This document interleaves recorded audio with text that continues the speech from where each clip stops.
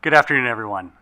My name is Alan Hurd. I'm the Deputy Director of the Division of Cybersecurity here at FERC, and welcome today to our technical workshop here on supply chain risk management. This is a joint workshop between FERC and NERC, and we're very excited for this opportunity here to discuss this very important topic of supply chain risk management. I'm going to cover a few logistical items first before I hand it over to Cal Ayub and Manny Cancel. So first of all, this conference is open to the general public, and it's being webcast on YouTube and will be transcribed. That transcription will be entered into the record under the docket RM24-4 to which this workshop relates. It will be performed in a hybrid format here. All of our roundtable panelists are here with us today in the room, as well as our moderators. So it will be a web view only on the YouTube channel. We also have 2 roundtables planned today with associated Q&A sessions following them. The Q&A session will be 25 minutes each.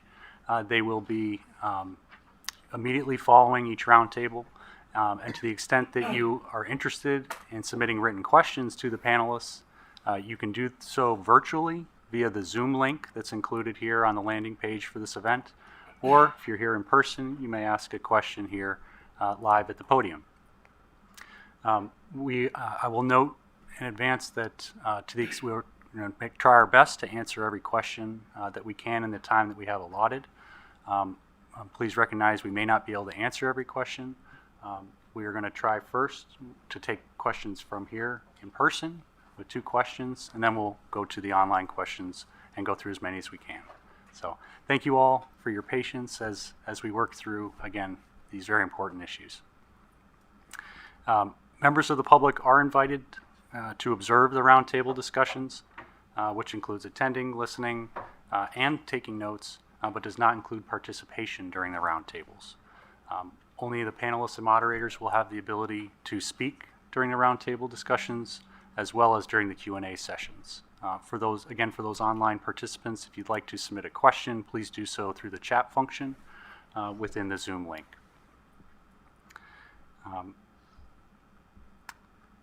To the extent that you are not planning to submit any questions, you can still observe the Q&A session.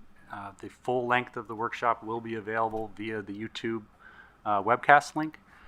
So no need to jump back and forth. You can maintain on one or the other. You can see the entirety of the webcast. Also, as noted in the notices associated with this event, the Commission will accept comments following this workshop under the docket RM24-4 with a deadline of March 28th. Actions that purposefully interfere or attempt to interfere with the commencement or conduct of this workshop or inhibit the audience's ability to observe or listen to the meeting are not permitted. This includes any attempts by audience members to address the Commission or NERC staff while the meeting is in progress, and any persons engaging in such behavior will be asked to leave the building. Anyone who refuses to leave voluntarily will be escorted from the building. Additionally, any documents presented to the Commission or NERC staff during the meeting will not become part of the official record or of any Commission proceeding, and therefore will not require further action by the Commission.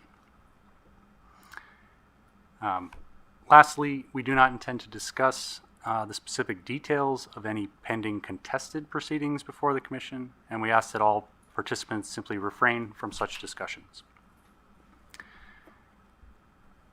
With those initial matters out of the way, I'd like to turn it over here now to Cal Ayub, who's our Office Director of the Office of Electric Reliability. Cal. Thank you, Alan. Good afternoon, everybody. My name is Cal Ayub, and I am the Director of the Office of Electric Reliability at FERC, at the Federal Energy Regulatory Commission. I really want to start by thanking FERC staff for all the work that you've done, and NERC staff and NERC for this, for us putting this joint workshop together. Really appreciate all your time. Thank you to the panelists for taking time out of your busy day, and potential NCAA watching. We apologize for the time in, but we thank you for being here, and to all the attendees here in person as well. and any viewers online. We appreciate the time that you're taking to be here. So, just to back up and say, why are we here? So, the Commission issued a notice of proposed rulemaking, RM 24-4. And I want to focus on the word proposed, right? So every time we issue a notice of proposed rulemaking, it's just that. It's a proposal. This is what we intend to do. And then we want to hear back from the industry, right?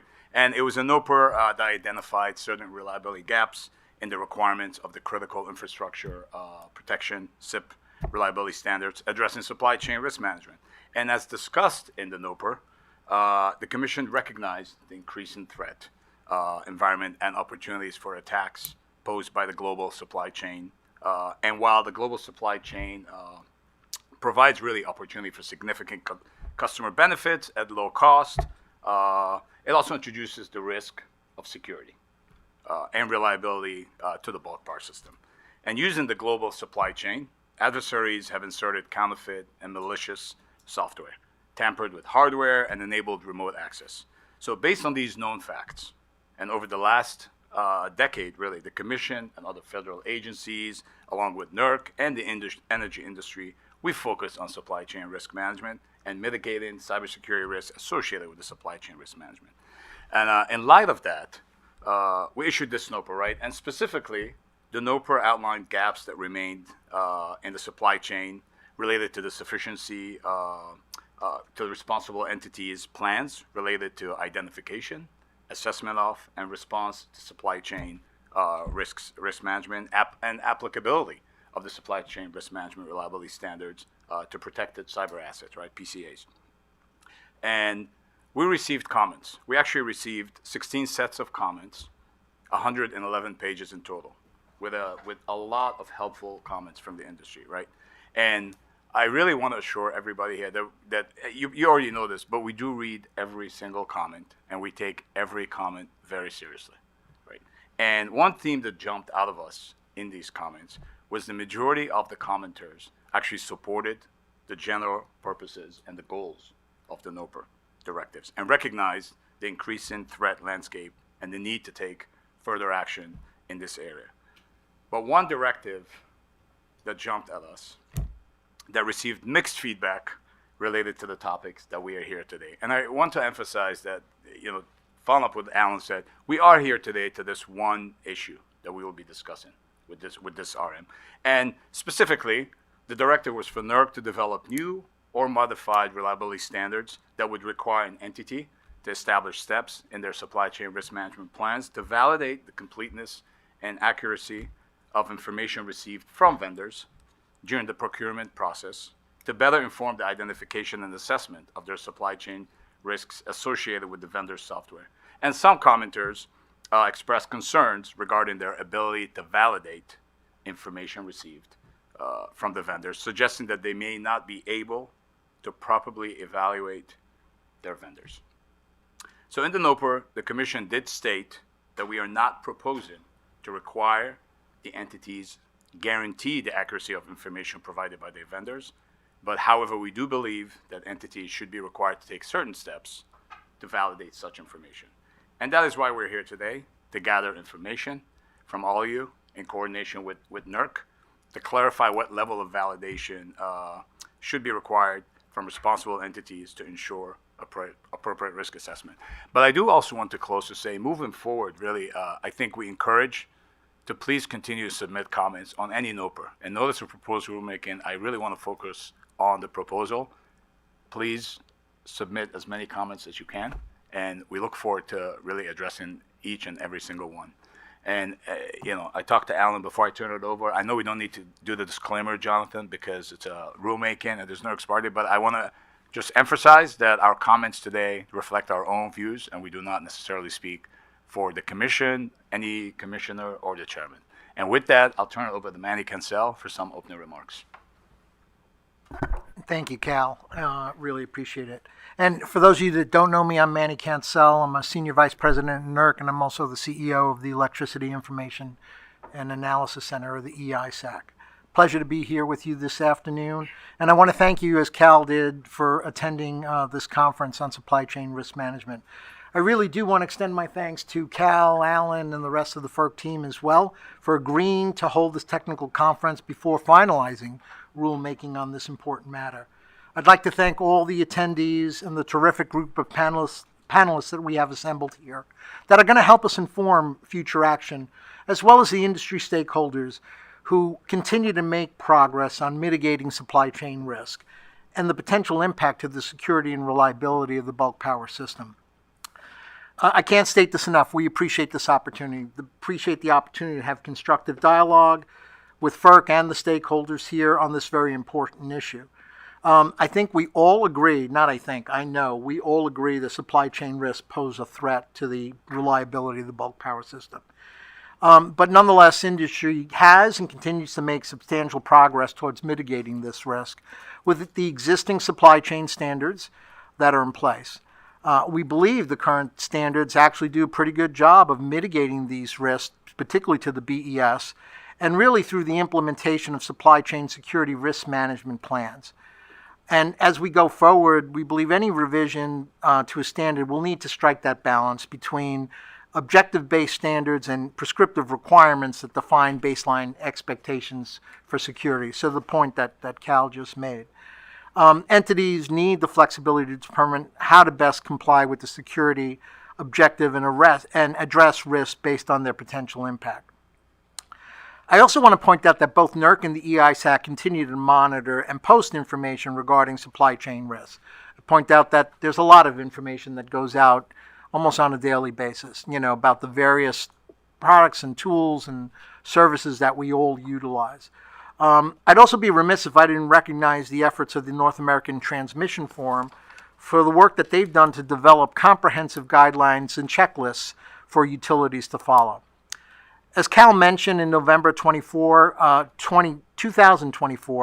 NERC and the regional entities filed comments with FERC, noting the challenges associated with the NOPR and requesting FERC to adopt a reasonable development and implementation timeline.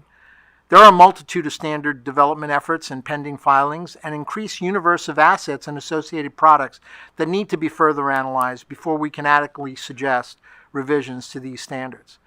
We believe this work needs to be carefully considered before establishing a deadline for completing the proposed revisions to the existing standards. Again, as Cal mentioned, numerous comments have been filed by our stakeholders.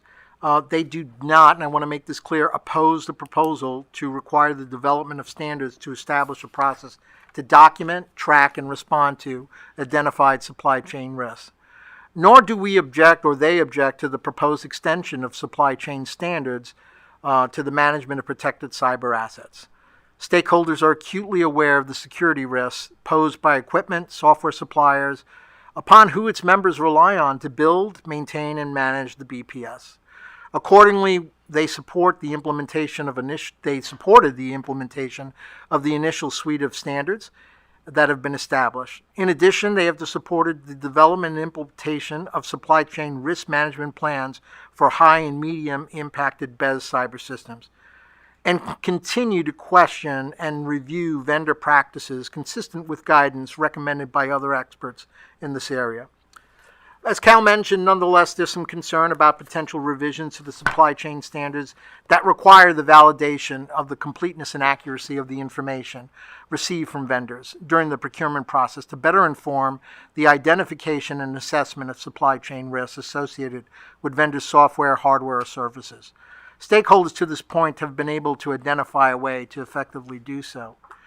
Vendor questionnaires and certifications can be useful tools for assessing supply chain risk, but there is no one-size-fits-all solution given the diversity of stakeholders in our industry. Companies can be challenged to validate the completeness and accuracy of information collected by vendors due to the sheer volume of information. In addition, companies are often challenged by vendors who either respond poorly or are unwilling to respond to the questions, making it difficult to validate the completeness and accuracy of the information collected. I think we'll all agree there are varying perspectives and challenges, and it's important that we consider these all as we start to develop next steps here. And it's important that we listen to all the stakeholders in the room, FERC, NERC, the utilities, vendors, and solution providers. We believe this conference can help better understand the complexity and challenges associated with supply chain risks and collectively facilitate the development of reasonable and prudent standards. Thank you for the opportunity to provide these opening remarks, and I look forward to the constructive dialogue that we'll have today. Thank you, Manny. Appreciate your comments. Turn it over now to Joe McClellan, Director of the Office of Energy Infrastructure Security, if he has any comments. Noting my late arrival, I think I'll cede my time back to the panel, but do want to thank everyone for your attendance today and for your good work on this critical matter. Thank you. Thank you, Joe. Back to you, Alan. All right. Thank you, Cal. Thank you, Joe. And thank you, Manny. We're going to go ahead and turn over to Roundtable 1. This is the first roundtable scheduled for today. The title is Validation of Vendor Information. I'm going to moderate this session here for us today. And we have our 4 panelists here who I'm going to introduce here in just a second. As Cal mentioned in his opening remarks, right, we have a very specific focus here of this workshop on the assessment aspect of the supply chain risk management process. And specifically for Roundtable 1, we would like to discuss the pros and cons associated with different approaches to validating information provided by vendors. As outlined in the NOPR identified 2 potential solutions to that, and so we would like to explore those. The first being a attestation with supporting documentation, and the second being a third-party certification of assessment. We also recognize, and as we've heard already here today, there are a number of different ways to do this. We'd like to hear about those. We would like to hear from you, and we'd like to explore the pros and cons associated with them. As Lonnie Ratliff from NERC will explain for Roundtable 2, the goal there is to then take the approaches that we discuss here in Roundtable 1 and discuss the implementation aspect of them. Recognizing those topics intertwine, we recognize that and welcome the conversation here as we work through this area. So with that being said, very excited to introduce our 4 panelists here. I will let them introduce themselves with some opening remarks. So I will start here first with you, Mr. Adams. All right. Thank you so much, Alan. Thanks for having me. And thanks to Cal and Manny and FERC and NERC for hosting this forum in which regulators and industry can connect and share ideas. I think it's a very important effort, and I'm very grateful to be here. Let me also acknowledge and thank my employer, Con Edison, for allowing me to be here to participate in this forum. At Con Edison, we focus on safety, operational excellence, and customer experience and compliance, and I think supply chain risk management aligns very well with those priorities. So really happy to be here. So let me just say I'm Roy Adams. I'm responsible for third-party risk management at Con Edison. So that's the first capacity in which I'm here. I'm also the chair of the supply chain subcommittee for the RSTC at NERC. So that's the second capacity. And I'm also here as myself. So I speak solely today for myself, and my views are my own, not necessarily those of my employer or the supply chain subcommittee for NERC, but it does inform me and my personal views, so I will share that. In terms of how to think about supply chain risk management and third-party risk management, which I'll use interchangeably in my introductory comments and as I share in this panel, it's important to think of 3 ingredients. The first being people, right? The people have to do the work. Very important to establish a good team that can develop into risk leaders. So that's the first thing. The second thing is taking a data-driven approach, right? Ultimately, risk assessment's about collecting and analyzing data and processing that accurately. And the third thing to think about as an ingredient is the system. The system must be able to handle the data and do some of the work for you so that you can focus on really key and critical areas. All right, so I would say to start, focusing on people, data, and systems is a good starting point for supply chain risk management and third-party risk management. I'm looking forward to the discussion. Thank you, Roy. Moving on to you, Antoine, AJ Jacobs. Yeah, am I on here? I am. Again, I'd like to start out by thanking you all for having me here in this opportunity to talk on to you all. My name is AJ Jacobs. You see Antoine here, but I go by AJ. I'm the Chief Information Security Officer and Director of Cybersecurity at SMUD, which is the Sacramento Municipality Utility District. I joined SMUD in 2018, bringing over 20 years of cybersecurity experience in leadership in both the U.S. government and private industry. At SMUD is a local municipality utility located in Sacramento. We are engaged in the generation, distribution, transmission, purchase, and sale of electric power to approximately 1.5 million customers. At SMUD, we have high, medium, and low impact sites. I'm also here today representing the Large Public Power Council, which is an association of 29 of the nation's largest municipal and state-owned utilities, representing the larger asset-owning members of the public power community and approximately 90% of the transmission assets owned by public power. We all procure and manage cyber assets that are subject to CIP 13, and we have adopted supply chain risk management practices. Supply chain risk is a real concern, as you know. APPA and LPPC members supported CIP 13 as currently written.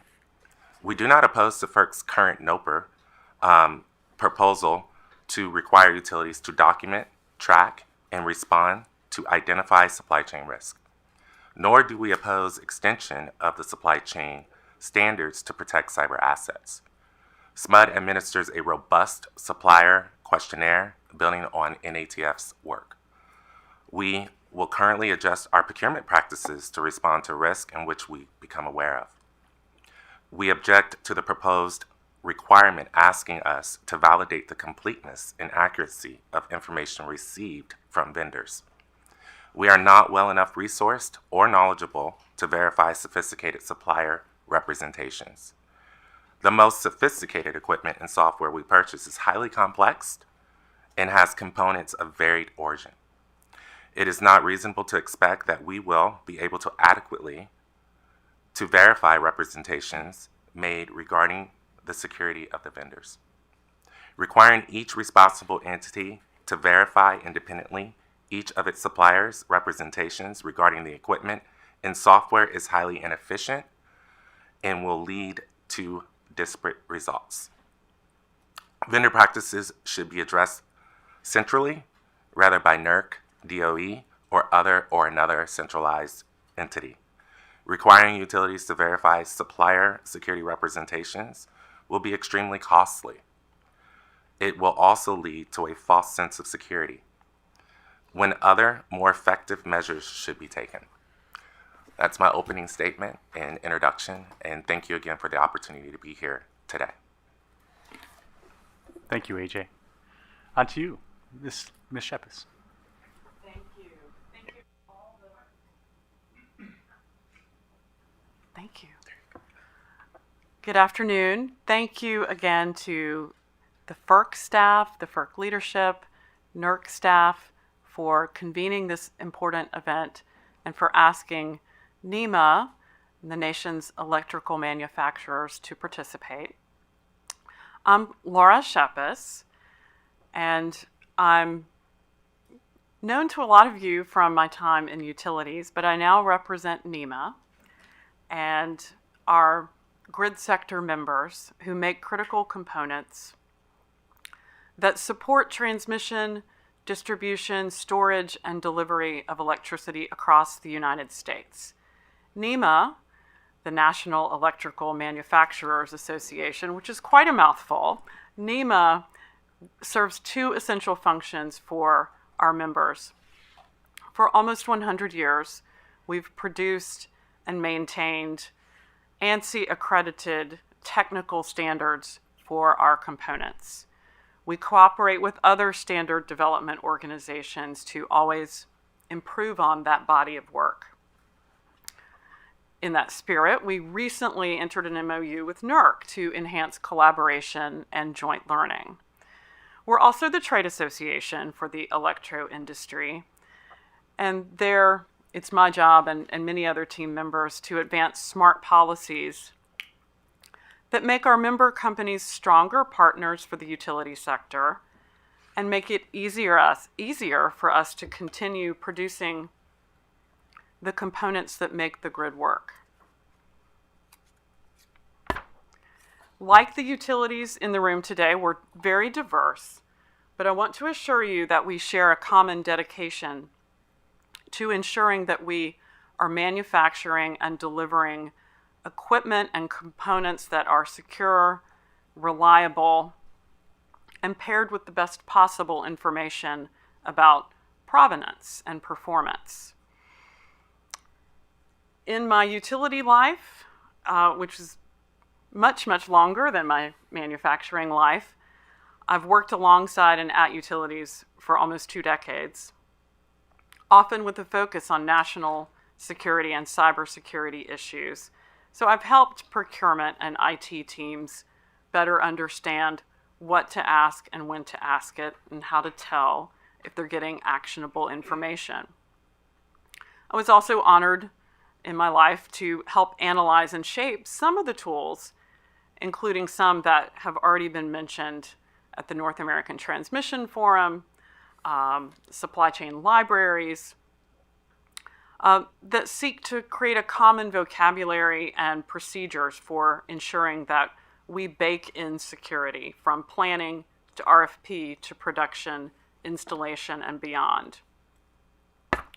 I'll wrap up my opening remarks by assuring you that we want to be good partners. We are in a state of constant improvement ourselves. As we look at our suppliers and sub-suppliers, we too need high quality, trusted information. Along in the questions, I hope I can highlight ways that NEMA and our members can continue to bring the right information at the right time to our partners and to your stakeholders. Thank you again for convening this and for asking us to participate. Thank you, Laura. Hi, I'm Bob Kolaski. I'm Senior Vice President for Critical Infrastructure at Exeger. I lead Exeger's critical infrastructure work. Exeger is a supply chain risk analysis and data provider to help companies and government agencies see risk within their supply chain and take steps to mitigate that risk. And so I bring a different perspective from my fellow panelists. We serve many critical infrastructure companies as well as dozens of government agencies, both looking at risks in government supply chains as well as industrial bases, and both at the macro and supply chain level. I thank you to FERC for having me, to NERC, and I appreciate the opportunity to be with all of you and offer the perspective. As my fellow panelists have noted, and we all know, supply chain risks to the electrical supply chain are increasing, and the security and availability of products and services that utilities rely on need to be assured to achieve reliability. We recently did analysis at Exeger on the supply chain risks associated with high voltage power transformers and their critical components, and we found significant levels of cyber risk, potentially forced labor risk, foreign dependencies, and concentrated materials. And that's going on across the entirety of the industry supply chain, and looking and seeing those risks and taking steps to address those are obviously our goal of both the standards and the NERC guidance that flows from that, and of course, get a lot of you out of bed every day to make sure that you're able to address those risks and demonstrate properly that you're taking steps to address those risks. So I appreciate that. Switching a little bit to, or just saying that, so the Commission's call to ensure supply chain risk management programs are working effectively through the reliability standards is certainly one that I think is a good one. And as we get into the discussion on assessment, validation, and attestation, I want to offer the following perspectives from my work in providing supply chain and third-party analysis across supply chains of critical functions. So the first point I will make is technology-enabled artificial intelligence and big data solutions, such as the ones we provide, can give utilities a deep understanding of risk factors of critical vendors and third parties, as well as illuminate supply chains without relying solely on information collection requests. So there's a lot of opportunity. Our analysis, for example, relies on millions of available data sources to find information without putting the burden on the suppliers to help guide risk management programs. The second point is all of us recognize is that supply chains have expanded and vendors have diversified, which means that major utilities could literally have thousands of vendors who can introduce potential risk into their operations. Because of that, that number demands a criticality approach to triage the vendors who hold most of the risk. So there has to be risk assessment before you decide how to dive deeper into assessments and validation. And it also may call for product assurance approaches for the most important products, which can't be accomplished merely via surveys. As our high voltage power transformer analysis showed, there's similarities across utilities into suppliers across utilities. So a utility-specific set of information collection requests is not as efficient as something that's collective across the industry and good information sharing processes, which I think gets a little bit to what AJ was suggesting in terms of the vendor pool suggests not just collecting information utility to vendor, but looking at ways to pool vendor information. And then finally, that risks are sufficiently dynamic so that risk factors change. So it's not just about introducing risk at the procurement process in that question. You have to continuously monitor for risk. So a one and done approach to information gathering and attestation is not sufficient for risk management and mitigation. And so from my perspective, what that means for the question at hand is that while validation of vendor information is an important element of supply chain risk assessment, is only part of the product design, and as much as possible should be based on a risk-based approach. Triaging most critical vendors and using technology and data to collect information on the vendor in a cost-effective way prior to overburdening the vendors with information collection. There should also be focus put collectively, as I said, on the industry's key vendors and ensuring their products rather than relying solely on a utility-by-utility approach. Look forward to the opportunity to take your questions and participate with my panels in the discussion. Thanks. Excellent. Thank you, Bob, and thank you all. Again, this is a great conversation to have here. So as I mentioned, the main goal of panel one is to talk about the various approaches that are out there to validate information provided by the vendor, right? But I like to take the first question up a level, right?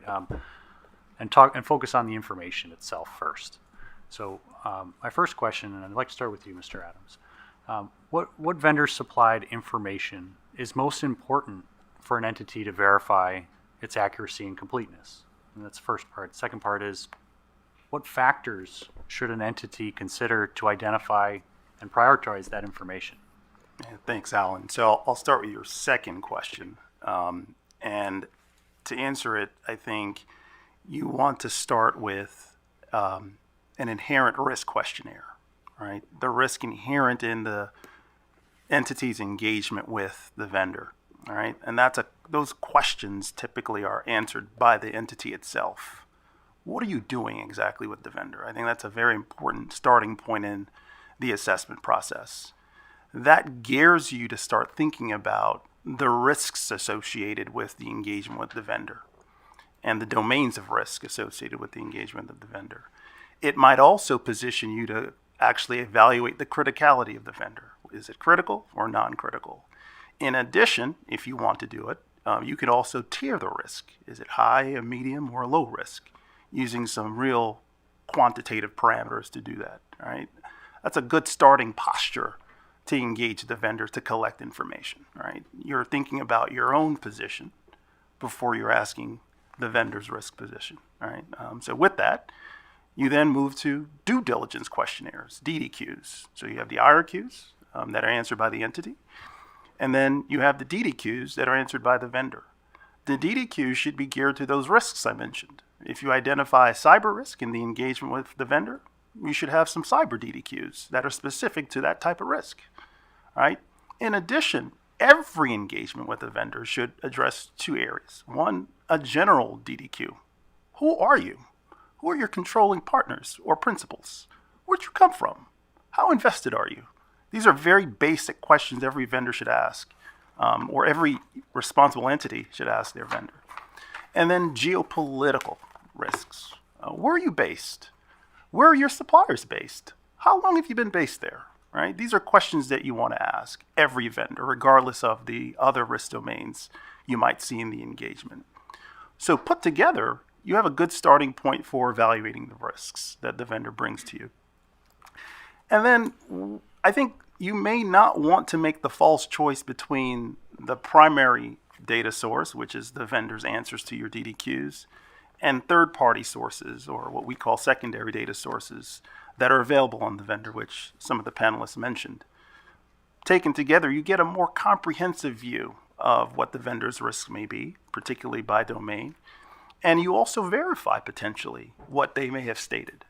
And I think, DDQ responses are ipso facto attestations, right? So depending on how you structure them, they can be made to be attestations. And then you could look at secondary data sources to verify what's been stated. Not every risk will have a secondary data source that you could easily draw upon. So you may need to make some assumptions about how you evaluate the risk. And over time, you might get better. It doesn't necessarily assure that you will avoid and mitigate every risk, but you put yourself in a very good position to try to address them. Thank you, Roy. I'll move on to you, AJ. Thanks, Roy, for that perspective. There's one theme in there that caught my attention before I was about to state what I wanted to state, was understanding your own risk posture of your system is very important as you look at a questionnaire to try to figure out how best to manage the risk in your environment of bringing in a vendor source product or service. At SMUD, we actually administer a very robust questionnaire based on those things in our risk environment that we're trying to manage. Our questionnaire presents an output of risk associated with those questions. So we also, going to your question, Alan, is what are those things that I think are most important to gain with saying understanding your own risk posture?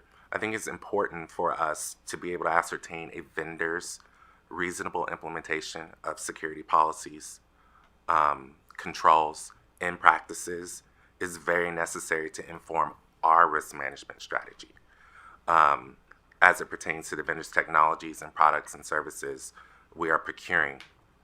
Some of the things that we look to in our questionnaire, along with those, just to give you a little bit of more color, is we want them to describe the engagement, the scope of work that your organization will have with SMUD. Do you employ cybersecurity, information security, or IT security, or other similar group within the organization? And most importantly in ours, OT security, right? Who is the point of contact that we can discuss these things with and get those more details about their security posture of their organization? We also ask questions, if your IT services are outsourced to a third party, please provide the main point of contact. So SMUD Cybersecurity can contact them and have some more context about what is that third party source. And then, of course, one of the main drivers of probably some of this discussion is like SolarWinds and CrowdStrikes. So we definitely want to be familiar with how frequent you patch and what operating systems you use. And not only how frequent you patch, do you test those patches? So those are some things that we look to as the most important information today. Could there be more? Absolutely. Based on our own risk posture, definitely could be more. Thank you, AJ. Laura? Well, as the third panelist, I'm happy that I'm able to say that I can't disagree with anything that Roy and AJ have said. Those are all exactly the right, reasonable, methodical, thorough lines of questioning that should be woven through any transaction between a utility and a vendor or a set of vendors. And the picture that you're painting is, it takes a village. In a utility, engineers, IT, compliance, legal, procurement, finance. There's a similarly sized village on the vendor side. And I think everyone's getting adjusted to more and more responsibility to think through these questions and provide very fulsome and complete information. As manufacturers, we do that. some of our larger members have spoken to me about the supplier guidelines that they use in talking down the supply chain and back over to customers. And as the standards writing teams pick this up and continue to look at supply chain risk management, we will really be quite happy to bring that detailed information so that you have the specificity that you need to understand what we do and how we certify our own security practices. I think listening and then reflecting on my own experience in utilities, and this is probably not in a standard or can't be put in a standard, but what helps at the start of any large and complex project is to get all the team players together so that everybody understands the different questionnaires and the different disciplines that are involved and how all that information knits together.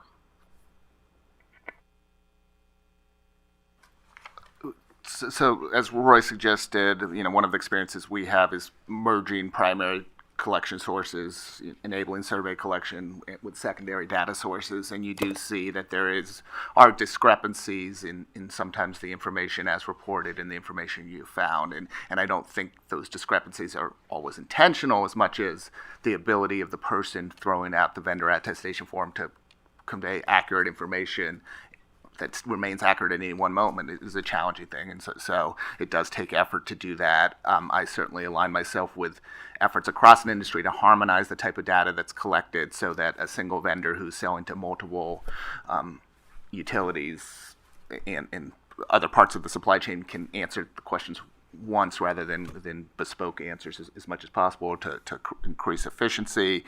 In terms of your question, Alan, of what else can be should be part of the conversation, I do think when you get to sort of the high value products, the top of your criticality list, starting to collect information on bills of materials, hardware bills of materials, and software bills of materials should be part of your toolkit for getting that information, because it will help you find perhaps hidden risks that the vendors don't know they have, and also be more quickly responsive as risks emerge.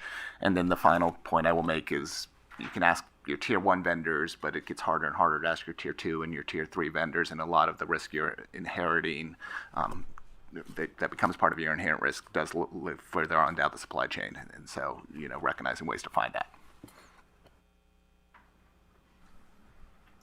Excellent. Thank you all for that. I think this really helps set the stage of really what we're talking about here and what is most important for all parties involved to focus on. So this is great. I'm going to take the second question a little bit deeper into this, right? So we heard from each of you some of the steps that you could take with the information that you receive.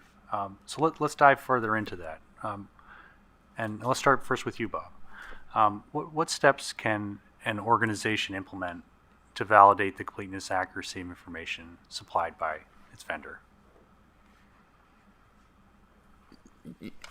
Again, we start with sort of automating and looking for additional information sources that will capture and give you a picture of the accuracy of what's being reported against, and there are data sources like that. In some ways, a vendor's ability to fill out a questionnaire is a proxy for the maturity of the organization, and so you want to sort of check on the overall accuracy, which will give you a picture. I think past that, it is a level of due diligence to which, just returning to my risk and criticality based theme, that you do the levels of due diligence against the things that are most important. You can ask for reporting on the bills of material, some level of product integrity questions. You can do due diligence, site visits. You can look for alternative ways to collect information. You can look for references of some of the vendors' references there. You can ask vendors for additional information on some of their key suppliers around that. And those are the sorts of things that will help you validate the initial response as an accurate picture, but but you'll hear me say repeatedly that I don't think the initial response will be a sufficient coverage there. The other aspect of, it's probably unfair to use the term validation, but the other aspect is to regularly check against that and set up a periodic check, again, based on criticality of how often you're going to revisit whether those answers are accurate by studying them or re-asking for the information collection there.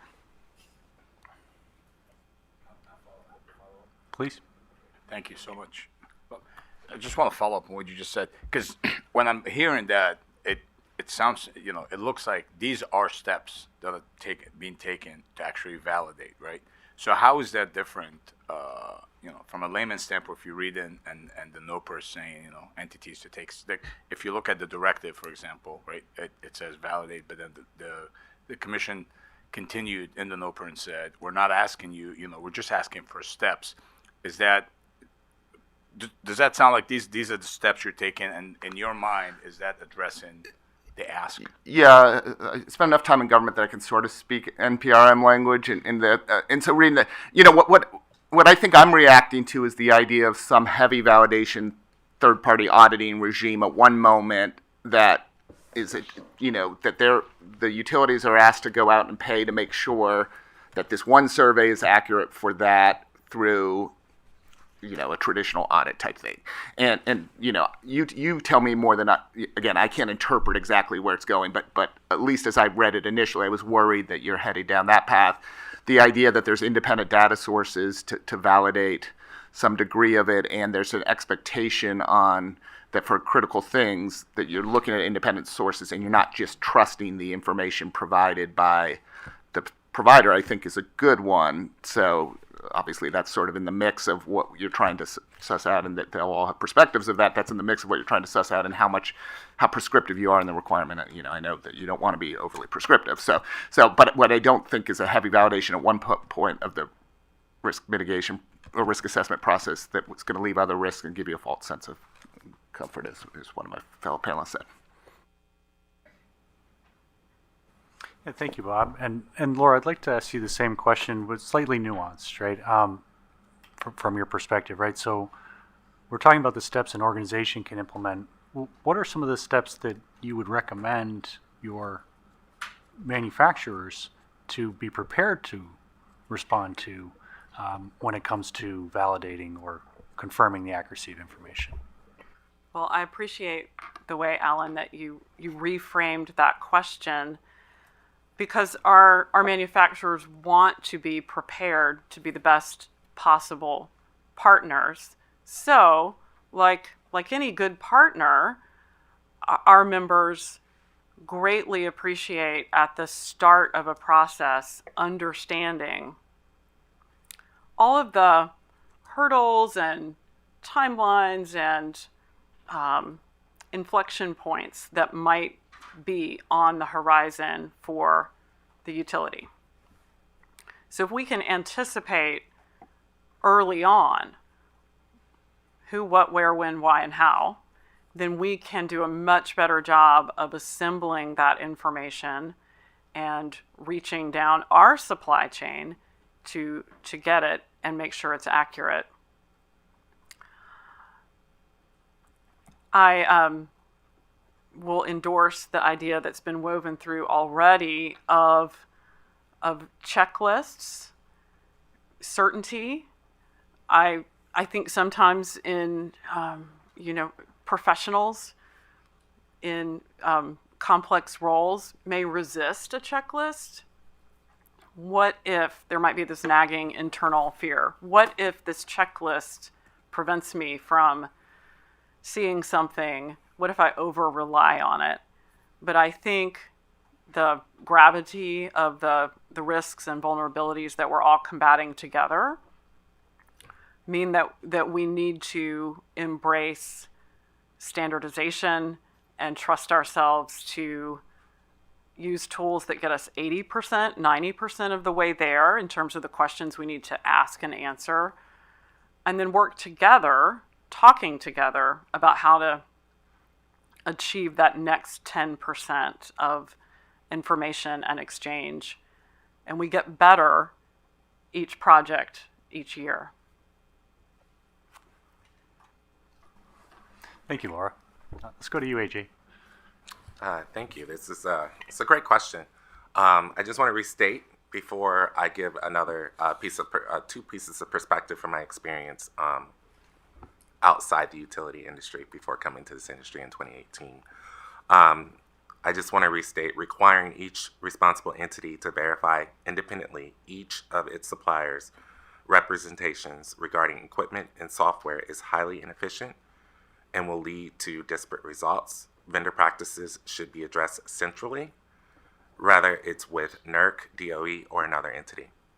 With that being said, coming from years of experience in other entities as a consultant, working with Booz Allen and some of the other suppliers to the federal government, such as Lockheed Martin, SAIC, they have these processes built in their acquisitions process for technology to do independent verification and validation before equipment is actually deployed into that environment, whereas the government has an opportunity to address it with that vendor and say, these are the things that we need you to do before we will allow acquisition or procurement of such product to be utilized in our environment.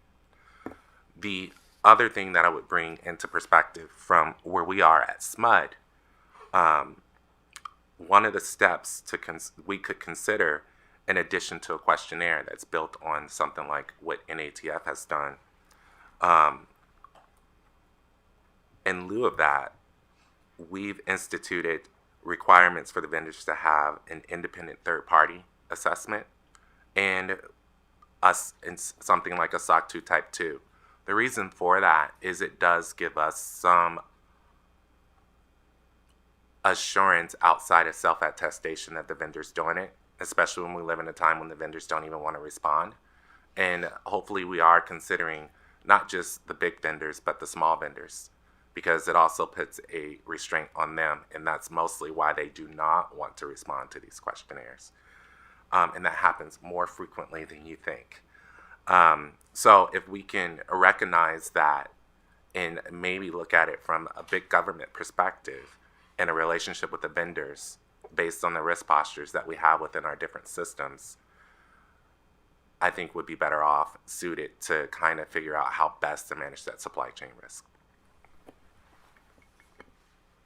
Over to you, Roy. All right. Really good discussion by the panelists. It's given me an opportunity to get my thoughts together and sort of blend what I'm hearing into my own thought. I'd start by saying it's very important to set up the vendors for success in answering your questions, right? How hard are the questions to answer? Are they open-ended questions? One approach might be to reframe some of the questions so that they're simply yes, no, and they're being answered, right? Rather than asking what you have, ask if you have what we require. And that might put the vendor in a position to answer the questions with a little less pain. It might also set you up to assess their answers more quickly, or potentially in an automated way, looking at the answers and having a system or an algorithm say, if they've answered yes, that's a pass. If they've answered no, we're going to flag that for review, just as an example. There are many questionnaires in industry that are being employed currently. Not all of them are necessarily have questions that are yes, no answerable, right? So as a result, you need to adapt them. Also, questionnaires need to evolve with the times, right? There are different threats. The threat environment is very dynamic. Risks are emerging in places that we didn't think of before. And the questionnaires need to be almost a living organism that needs to evolve with the environment in which it's growing, right? So that's very important that we not get static on our questionnaires and think we've built it and we're done. They almost need to be evaluated regularly with some periodicity, whether it's quarterly or annually. Similarly, I think I've heard this on the panel, vendors need to be assessed with some periodicity, all right? If they're critical, at least annually, right, for example. If they're low risk, maybe once is enough, all right? I'd also like to address the point made on small vendors and their potential resistance to answering questions. Well, if we exempt small vendors from answering questions that might mitigate risk, they become a risk. That to me is not acceptable. All right, so we're going to need to find a middle ground. And then lastly, I'd say we have to balance centralization along with, potentially, how can I say this, unduly restricting competition. All right, so there's clearly a benefit in centralizing the collection of vendor responses and the verification of that. But if it could be potentially used to unduly restrict competition, then we have to assess that risk as well. I would say, in short, when you try to mitigate a risk, you might create another risk. And you have to think in a very dynamic, a multi-layered way in thinking about this.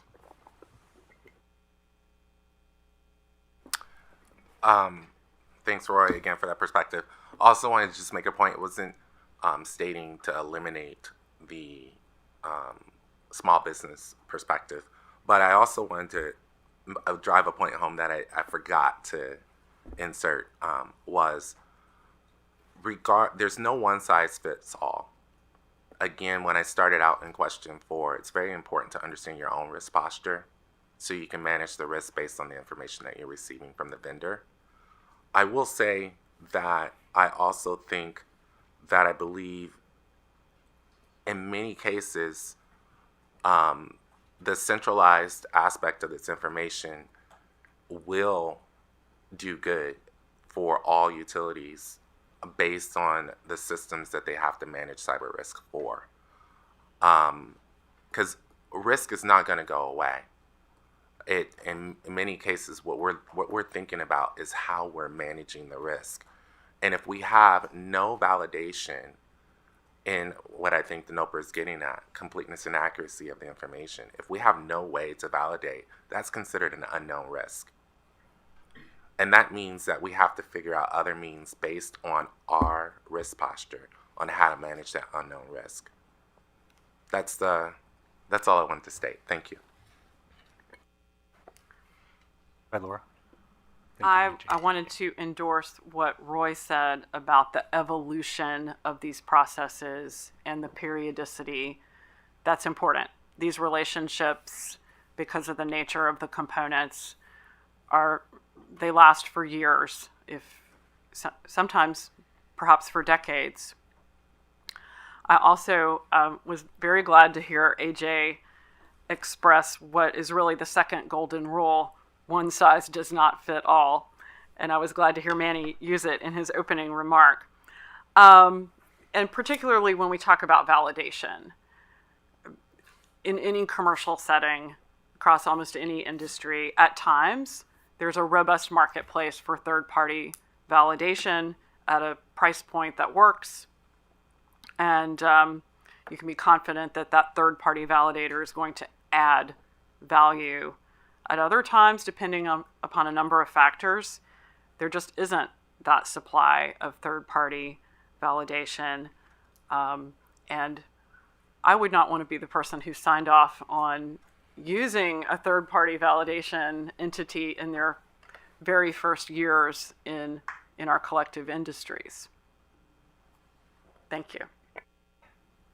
Apologies, I No do problem. have one more. It is, I guess the dialogue is good hearing from my other panelists here. I did want to bring in, I heard Roy, periodic, I heard, continuous reevaluation of risk, and even just getting to the point of being able to evaluate the risk up front. I do want to offer this perspective. Is it technically feasible? Is it costly? Are we going to institute things that are going to slow down the procurement of necessary opportunities within our space? Is also something that we should be considering as a body of understanding how we can get a risk identified, figure out how best to manage it within our environment, and use it to continue to grow our industry in the best way that we can.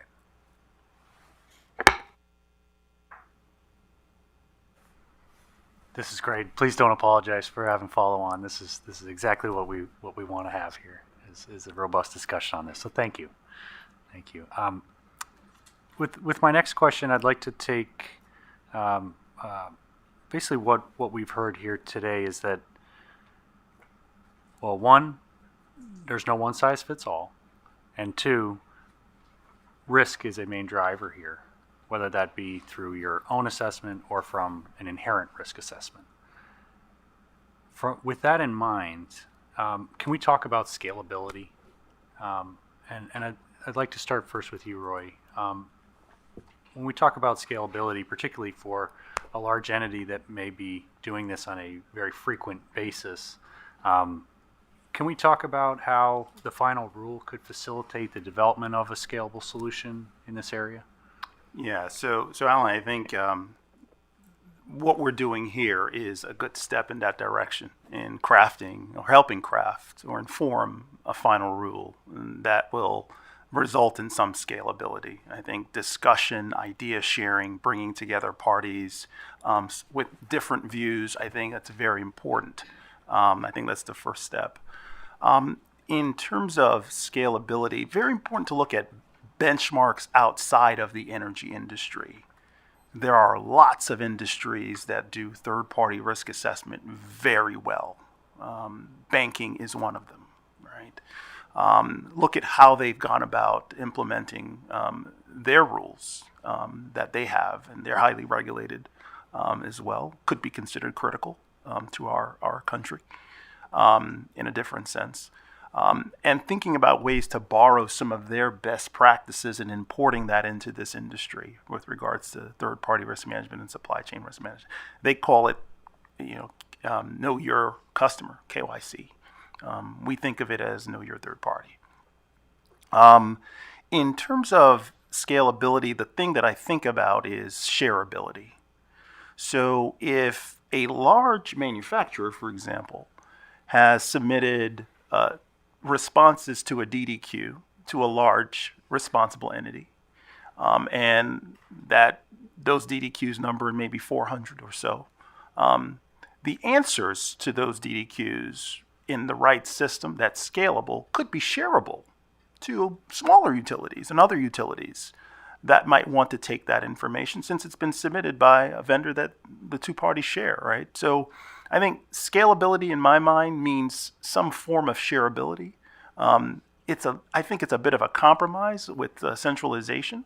If it's been submitted once, why not reuse it if the information's accurate and has been verified? In addition, I think a system needs to be adaptable to new tools. Again, much like our questionnaires, the system itself can't be built once and never updated. It needs to be continuously improved to adjust to the environment it's in. For example, a more sophisticated system might integrate into the third-party or secondary data sources and the verification of the information that the vendors provide. Social media listening. Who's talking about the vendor on social media? What are they saying? How frequently? Is there an uptick in mentions about the vendor, for example, or some questions being raised, whether or not they're verified or not? This might give us some insights that we may not be able to glean through traditional secondary data sources, right? So I'd say in summary, shareability is important. Forums like this is important, and integrations of different tools into the system are important for its scalability. Can I? Thank you, Roy. Go ahead, Bob. So we've designed our own risk model to score supplier and vendor risk, third-party risk against a range of risk factors, operations, cyber, financial risk, regulatory compliance risk. That being said, having a risk model and that's already been designed that works across the industry, and then having providers such as ours report against that allows for some comparability and doesn't allow for vendor lock in terms of how you do that. So that seems like a reasonable way to start to pursue scalability. There's the idea of the energy industrial base out there, which connotes a defense industrial base type structure where the energy industrial base reports against these risk factors, and the risk factors are consistently reported against, and you start to know what information you're collecting to give confidence to that. So that seems to me to lay a foundation to start building that. Roy, your point about information sharing, information protection, you then have to set the rule set of which you allow both the independent reporting of risks of vendors plus the survey-based or information collection-based or just hands-on due diligence-based, how that gets shared, and make sure that there's a proper liability regime, which doing that, and again, it's not anti-competitive, but all those things seem like, as you start to build out more structure into what makes up the industrial base and how that would allow for some scalability. Go ahead, Laura. Well, once again, I haven't heard anything that gives me pause or that I think I'm getting, messages from my members on this device with concern. Roy, I think you're speaking of a concept that people picked up and worked on leading right up to the pandemic, a supply chain library, for lack of a better term. And that's something that I personally saw merit in and would be enthusiastic about bringing to our members and getting them to continue that participation in developing that concept. Thank you for flagging the absolute importance of securing that information. We can all also do each other favors as we go on this journey together and recognize that we need to bring in parts of our organization that are not on the front line for procurement or sales or security.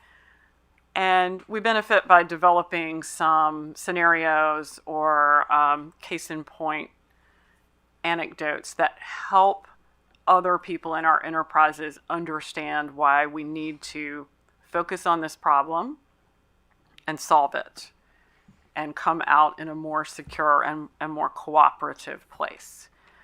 And we all understand each other's terms, and most of us speak NOPR, but a lot of the deciders, to borrow a term from George W. Bush, do not understand it in the same way that we do. So storytelling and painting a crisp picture of the risk and the simple steps we can take to reduce it will help us.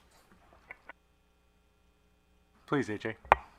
So, yes, I don't disagree with many of the things that I've heard on this panel. I think I want to bring another perspective to try to add some color from a technical standpoint, not just from compliance piece. So I'm going to start back with what I originally stated about understanding your own risk posture. What are you doing outside of the compliance piece to manage your own cyber risk in your environment? There are things that I think from a scalability standpoint, as Roy addressed, having a centralized, standardized place to collect the information about those vendor products that we are deploying, that will, in my opinion, help industry as a whole be able to understand, based on the maturity of their environment, based on how their compliance picture looks, based on how their technical implementation of their risk posture is and what they're able to manage today, will be helpful to have that information as they look to integrate those technologies. I will also go further to think about some of the things that DOE has already done in terms of, I think they're not using the terminology secure by design. I wasn't prepared for that today to figure out what the program was called, but it is completely pushing towards for us to not just look at the supply chain risk associated with it. It's also looking at us to deploy security by design before we deploy such vendor technologies. Well, if we don't have a complete and accurate picture of what that vendor's security practices are, what they've done, are they doing anti-tampering? Are they doing, do they deploy engineers with certain levels of certifications and tools? Are they testing their equipment? Is there any nuances of testing that needs to occur based on the environment that they're coming in my system that needs to occur based on the information that I'm receiving is also just as important in focusing on just SIP 13. So I just wanted to bring that perspective. Please go ahead, Laura. Thank you, AJ. I also, AJ, was not prepared to come today and talk about secure by design because it's hard to know the status of some of those programs at the moment. But I want to just tell about one thing that we're doing at NEMA, and it began about a year ago in response to some of the Build America, Buy America requirements. We're working on a Make It American set of product marks, and so there are already some product categories that are piloting this across our wire and cable members. We're working fast and furious to expand this at the distribution level, but we also have some high and medium voltage product categories in our sites. There is a lot of technical work and some third-party validation behind this mark, but it's an example of the type of convening power that NEMA has and I hope, a symbol of the importance and criticality of these issues, and we'll be happy as this conversation continues to provide more information about that and get feedback. Is this helpful? Does it answer the mail on some of these questionnaires and other associated conversations? Excellent. Thank you, Laura. With my next question, I'd like to, and I think we've heard a little bit about this, and so I'd like to pull it a little bit farther, right? A uniform or consistent approach to documentation. And we've heard also the potential for centralizing that process. Also, we've heard talk about uniformity, so perhaps the adoption of a single process for gathering information versus, from what I think I've understood, multiple different questionnaires or checklists or different tools that are being used today. Can we talk about the pros and cons of a centralized approach or a uniform approach that as you see them today? Let's start with you, AJ. I think I've kind of woven that into the theme already. I will start with the pros. The pros is that a larger entity such as DOE, if they are validating the complete accuracy of that vendor tool or product, it gives us an opportunity again to compare that with our system's maturity, our maturity in our practices as well, and the maturity of how we deploy the technology, looking at secure by design for all those other pieces of technology that it integrates with, right? That's a pro, because then we'll have some assurance from the government and the vendor that the information that we're receiving is useful in terms of managing that risk. And it's no longer an unknown risk that we then have to deploy more cost, more expenses to try to figure out how to put security around that thing. And I say thing, product or tool. I would say I don't really see any cons, because again, any information that is known and validated and accurate becomes very important to me. It becomes very important to my OT security engineers. It becomes very important to my IT security engineers. As we are looking at, in our industry, of a more interconnected environment and understanding how threats can happen, how threat actors can come from the varying degrees from IT to OT, and to not just looking at the physical world anymore of those attacks. So to me, supply chain is very important based on that last statement that I just made. But I think it's also very important that we as a body, such as what we do now in the LPPC, is we gather on the cybersecurity task force to figure out how best to make it easier for us to get information from vendors. Some of those things that we've done has been successful, but I would say based on the maturity of where we are, based on the resources that we have, the amount of people that we're able to employ within supply chain risk management, to include the rest of your cybersecurity competencies, it's becoming very costly, not feasible. And that's all I can say. Maybe that's the con. Thank you, AJ.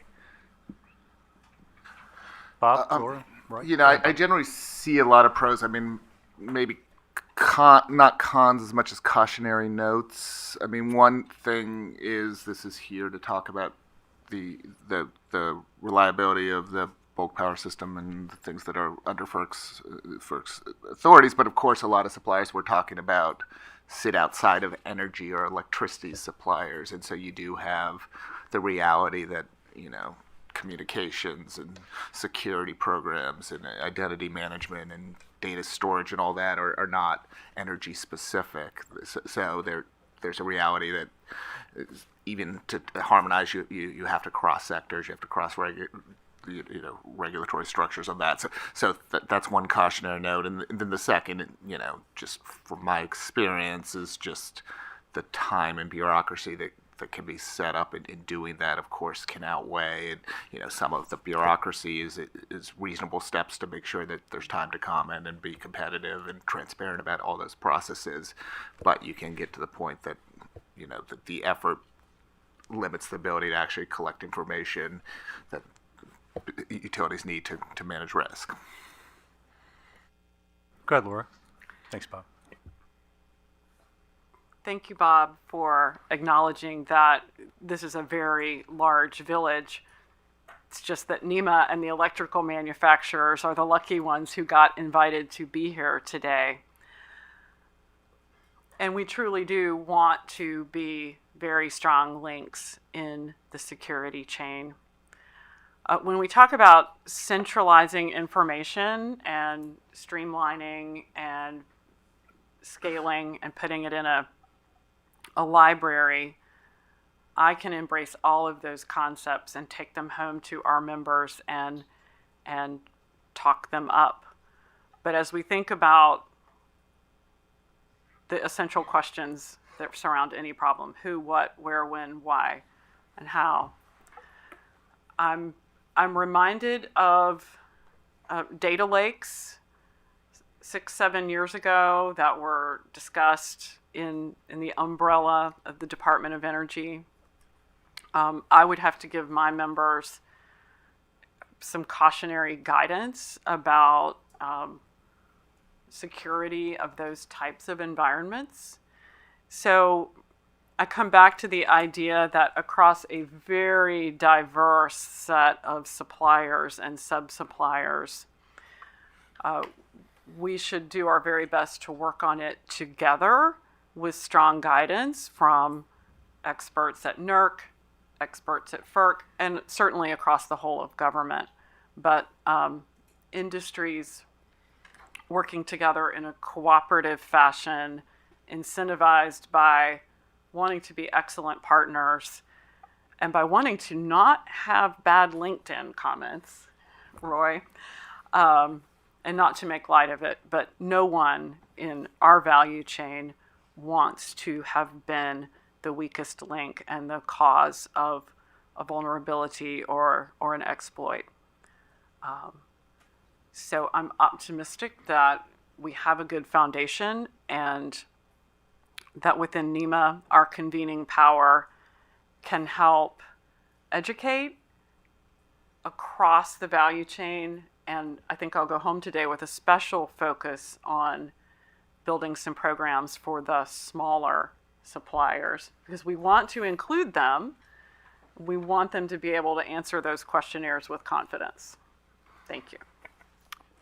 So really, really good discussion and really enlightening. I'll share on centralization and harmonization.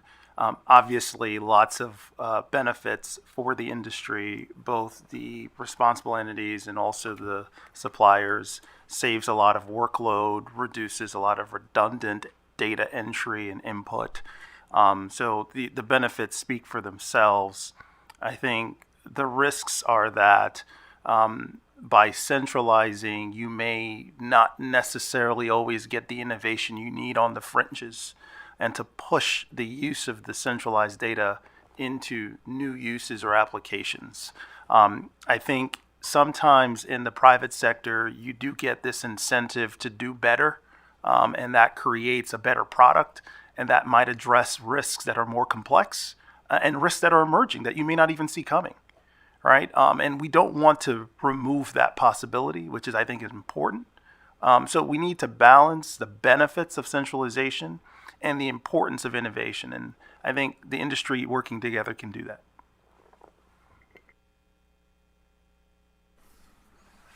Thank you, Roy. Just on a quick time check, we have about 10 minutes left scheduled in the panel. So I think we have time for one more question before we turn over to the Q&A. And for the folks that are in the room and online, just a heads up that we have about 10 minutes. If you have questions, you can step up to the podium to ask them at 2:30 when we switch over, or you can submit them via the Zoom chat. Thanks, everybody. Please go ahead, Cal. Thank you. Just a quick one. And Roy, by the way, thank you for I think this is the first time I've heard on the other side somebody give the disclaimer that they want to speak for themselves. So you made us human on this side. Thank you. But before we end this panel, Alan, I'd like to have like the takeaways, if it's possible. Because we all gathered here to really address this directive. I want to make sure when we and we can speak freely. This is a workshop, it's not a technical conference. But I'd like to get, I think I've heard the burden, the concerns, etc. I'm trying to move us to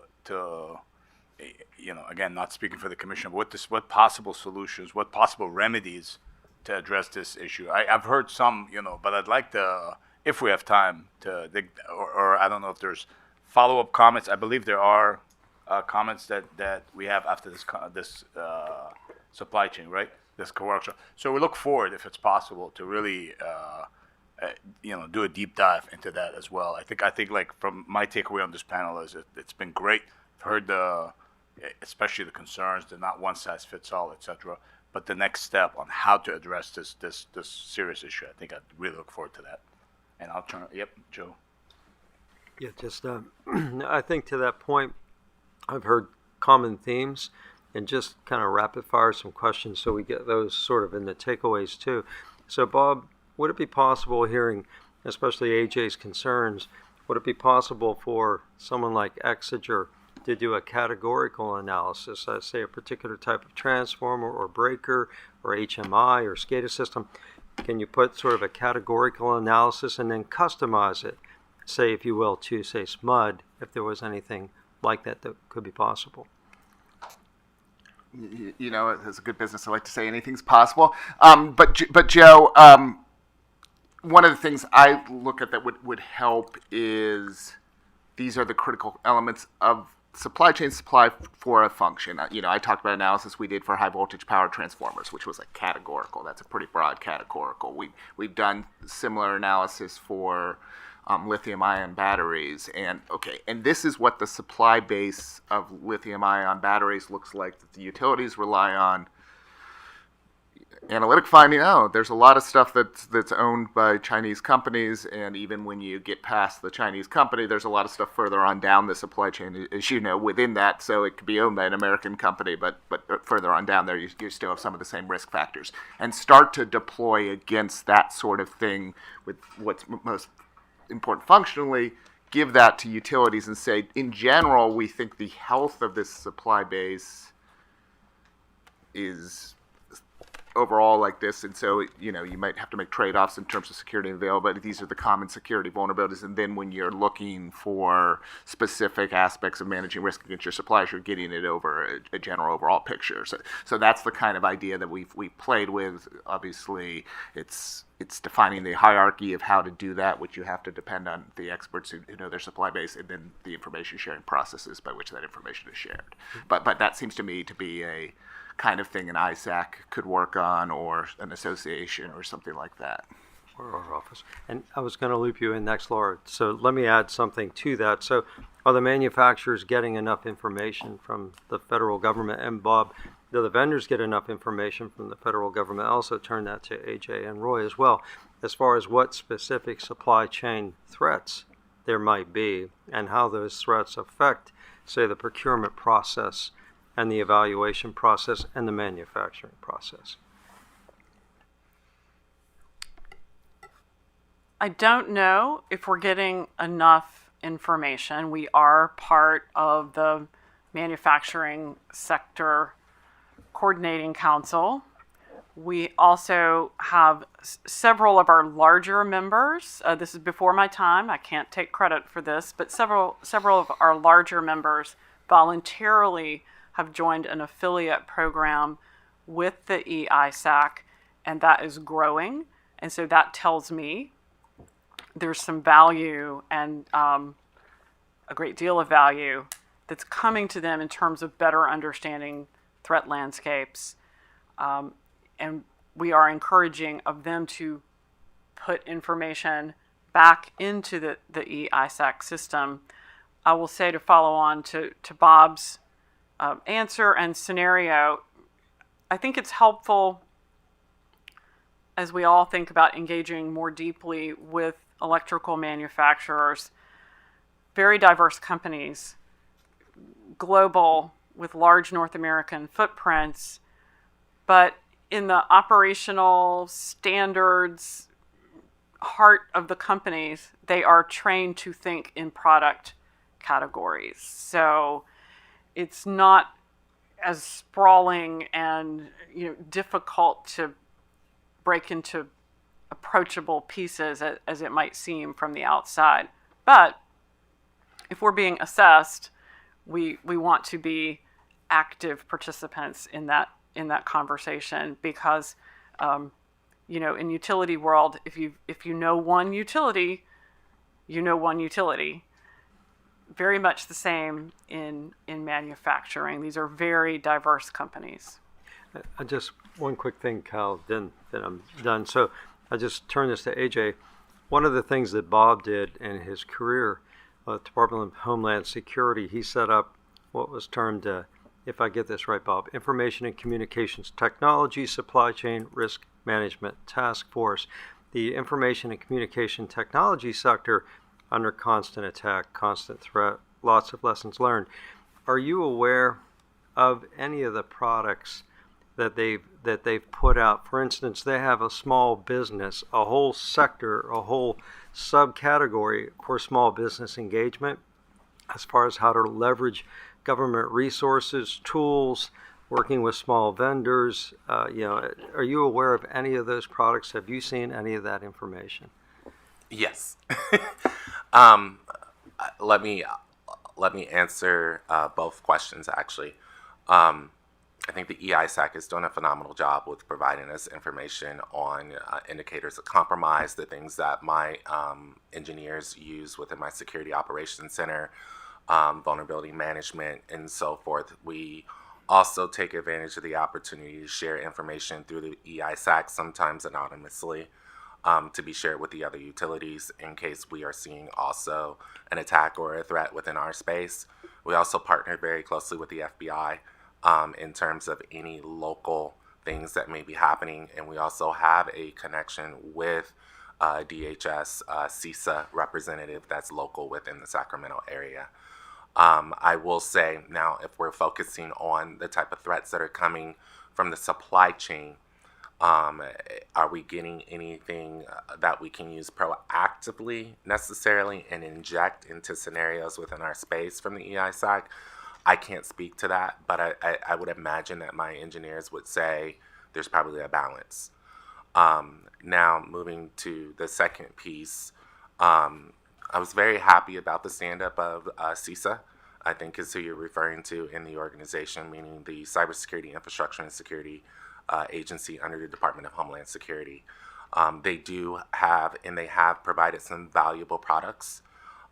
Most importantly, those products that they have brought to the table are great tools that we use from my professional stance to share with other folks that don't understand cybersecurity. And sometimes that is within your executive team, sometimes it's within your community, and sometimes it's your board member. Those tools that they present are very good from that stance. I will say from a technical stance, I think my security engineers would say, thank you, but I already know this, and I know what to do with it in terms of managing that risk in the environment, right? But like I said, there is still huge benefits of many of those tools that have come from that, especially as we look at small business, some of those small businesses that we integrate with and work with, and more importantly, the community, because we are a community-owned organization, and I have used some of those tools to assist our community with developing strong cybersecurity practices all the way from their business down to protecting their children.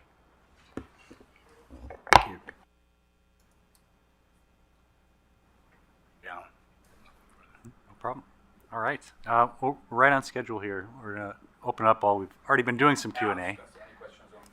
Oh, please.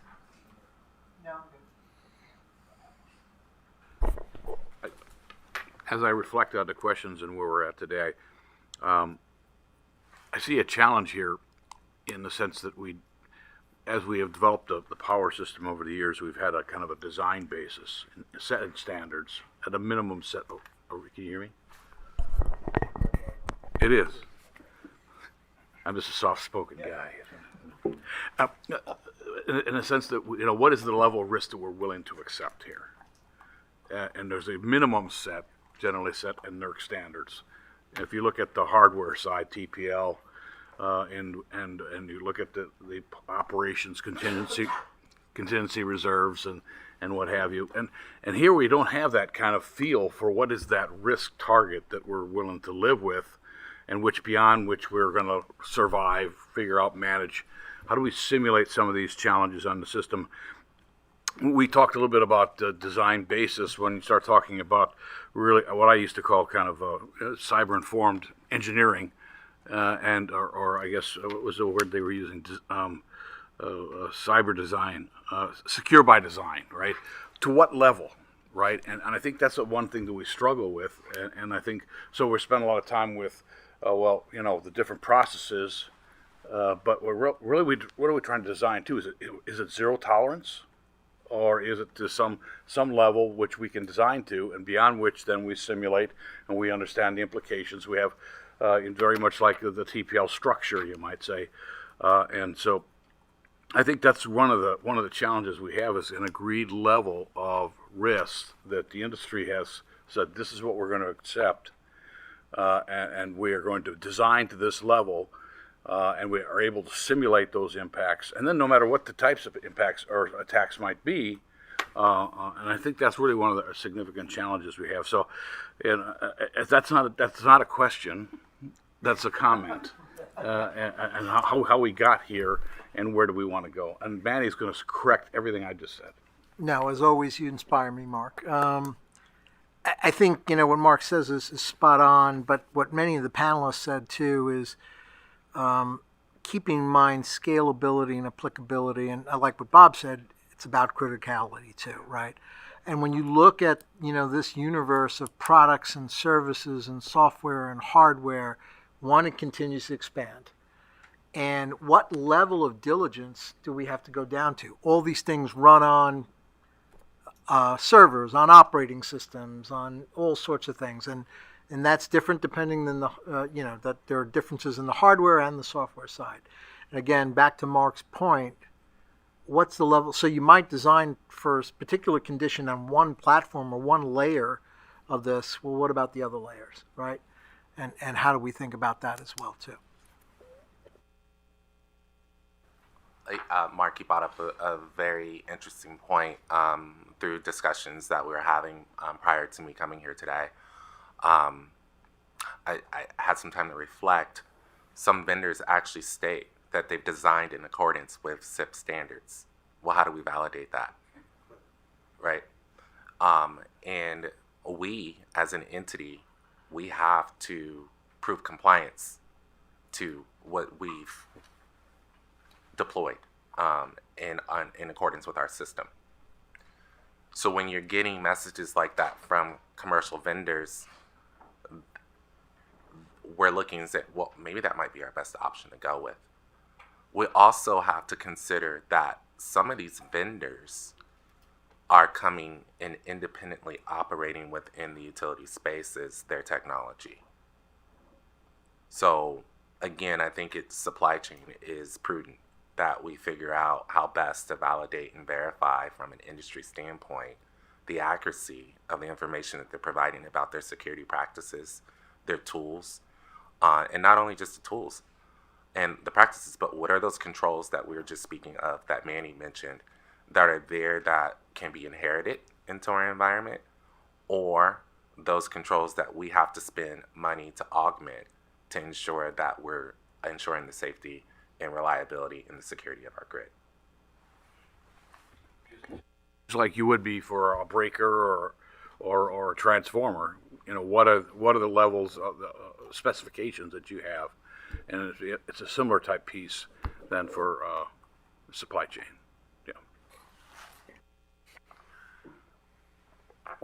I was glad to hear you mention cyber-informed engineering. I'm importing some people from the Idaho National Lab to come and talk to our grid sector leadership council about that in just a few months. I can't answer, AJ, your question about how do we certify that we design to SIP, but I've seen those statements.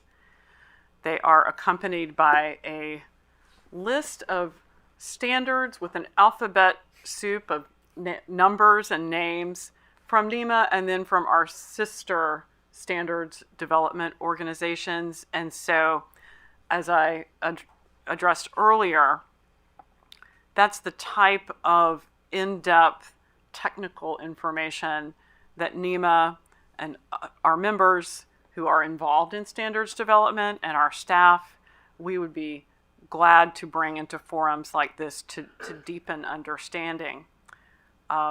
Everybody in the value chain can communicate more clearly. So if we are making a statement, an attestation, we're designing to SIP 13-5, and that's not getting the job done. It's not creating peace in your heart. Well, how do we add more nouns and verbs? And how do we pick up the phone and have a conversation with you about it? Now, that's not scalable, but we can take some lessons on how to be better communicators about the good work that we're doing. Hey, Alan, I would like to add something because Mark inspired me as well, Manny. And you know, what I heard through this is Cal asked for key takeaways. One of the things that I kept hearing is know and understand your risk posture at your entity. And as we're talking about these assessments, these challenges, and understanding, well, what's the residual risk left? And I think this is the opportunity, understanding that when standards are developed, I'm in compliance, and understanding that it's difficult sometimes to write a standard without understanding that security posture and the acceptable residual risk level that an entity may take on, right? What does that look like when we start introducing standards? And that's some of the challenges we have, right? And I think that's one of the purposes we're trying to understand this with panel 1 and leading into panel 2 is saying, okay, what are some of those burdens? And that's one of the key takeaways I took from this, Cal. Thank you, Lonnie. Cal, did you have enough Yeah, follow-up? just have one last one. I know this is going long, but this is so important. We really appreciate this. Is getting all you guys in one room is a privilege. So I want to pick your brain. I think I actually want to bounce off of Lonnie. This may be my last question, but if there was never a directive, if this wasn't even brought up on a NOPR, what is the current practice? Is this basically a compliance concern? Which is we see it all the time, and it's completely normal. But was when the directive came out, is this more? This is difficult to demonstrate. This is just, or is it really practically impossible to actually validate the vendor? I think it would be important to just highlight, and that we see that all the time. It's because I think as you hear a lot of times, the commission says through the orders and the NOPRs is. The directive is usually a what and not a how. This is the concern. What should the industry do? How you go about doing it is really up to the way the standard is written. But I'd like to understand: is it more this is FERC? This is you got this wrong. This is an impossibility, or this is just tough because now it would be difficult for us to demonstrate, and not all vendors are created equal. I'll take a stab at that. I'm gonna bring in some perspective. I came here in 2018 when I came to SMUD in 2018, and I also came to this very same room, and I think it was 2019 at the beginning of the year, or maybe at the end of the year of 2018. SIP 13 was a hot topic. And as I got introduced to my LPPC counterparts as well and taken on a leadership role within the LPPC Cybersecurity Task Force, it became even more of a hotter topic. And I will say that I was a bit confused based on my industry experience that we were having, being new, and that we were having a conversation about how we're managing our supply chain risk. But I also wasn't surprised because it was things that was being directed by the federal government from the White House, and we were starting to see more exploits that were occurring through the supply chain versus coming directly to our infrastructures. I will say, now speaking on behalf of SMUD, at SMUD, we through my leadership, it definitely was important. So when SIP 13 was released, it actually was a beneficial tool for me. Primarily because I manage not just our regulated environment, I also oversee the security of our non-regulated environment, both in OT and IT. And understanding those practices and coming in and seeing how this also relates to the system development lifecycle of any type of technology that you deploy within your space is very important, and to understand the technology that you're bringing, who owns it, third party, fourth party, fifth party, even at points. Understanding that, yes, we do have compliance tools to kind of help manage the risk, but with the real threat that we're being told by EISAC, FBI, CISA, and other entities, and to include some of the private tools that we use without saying any vendors that actually look into threats to our landscape. They're telling us that we need to be concerned about our nation-state actors, our foreign actors, in this capacity, and their loop-ins to some of this technology that's being proposed and delivered to us. So I say, again, repeating that I think it's prudent that we figure this out, because it does, as we're being told by many people from intelligence backgrounds, DoD backgrounds, people with security clearance are telling us that we are at risk, and it's been proven that some of these nation states can come in and disrupt our days. So at SMUD, we do deploy it in policy in terms of our procurement of technology specifically. And quite frankly, it's very difficult to buy anything today without technology integrated into it. We do deploy tools, as I stated earlier, if we can't get a third-party attestation to give us some assurance that these measures are being implemented through the design and implementation of their technology, and also the company as a whole, we have to look at it as a self-attestation, which we also have in our policy that says that self-attestation is important, but we still may deliver that as an unknown risk unless we can validate and verify across our industry partners, such as within the LPPC, if they use this company, if they use this technology, have they used it for a period of time, then we can get that information. I think you're getting at, though, in your question was, AJ, please respond if it's possible or not. I don't think it's possible from a utility side of the house to actually get to a complete accuracy of if a vendor has said tools, practices, policies, if they're being audited, and how frequently they are being audited, that these controls are working, and what are they doing when there's failures? Is someone holding them accountable to go in and fix those things? That's why we look at the third-party attestation to give us some assurance, not all the insurance, and then we get into things like Lonnie and Mark said, when we get down to actually deploying the tools, what's our risk posture?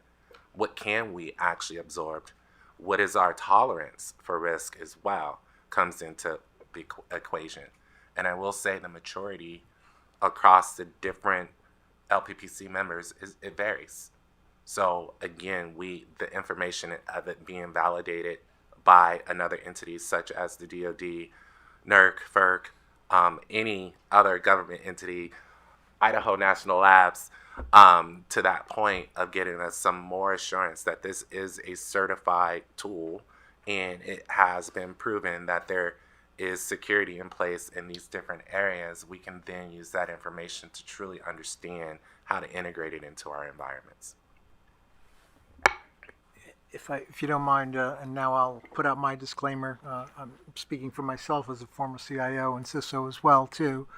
I think it's important to note, and we haven't really talked about this, that attestation in and of itself would not be the complete answer here. It is the full suite of standards and how we comply. It's also the tools that we deploy to detect threats, right? So again, I personally would not just rely on attestation.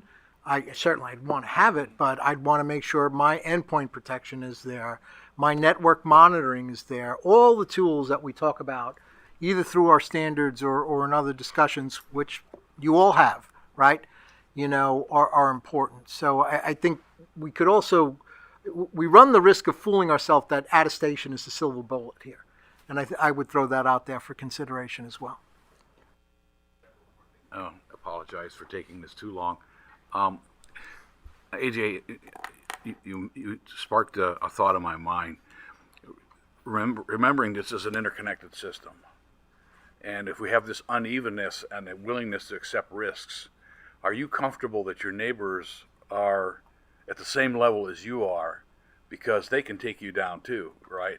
And so getting to that level of risk where everybody has agreed upon the maturation level or whatever, I think is really what gets to that design basis we were talking about before. So you can rely that your neighbor is pretty much doing the same thing you're doing, and we got kind of that baseline risk that we're willing to accept, and then try to figure out when we go beyond that risk, what we have to do. So anyway, it was a good conversation. Thank you. I can't resist, Roy. I have to ask you the same question because I don't recall Con Ed objecting, to the proposal. So does Con Ed have a different perspective?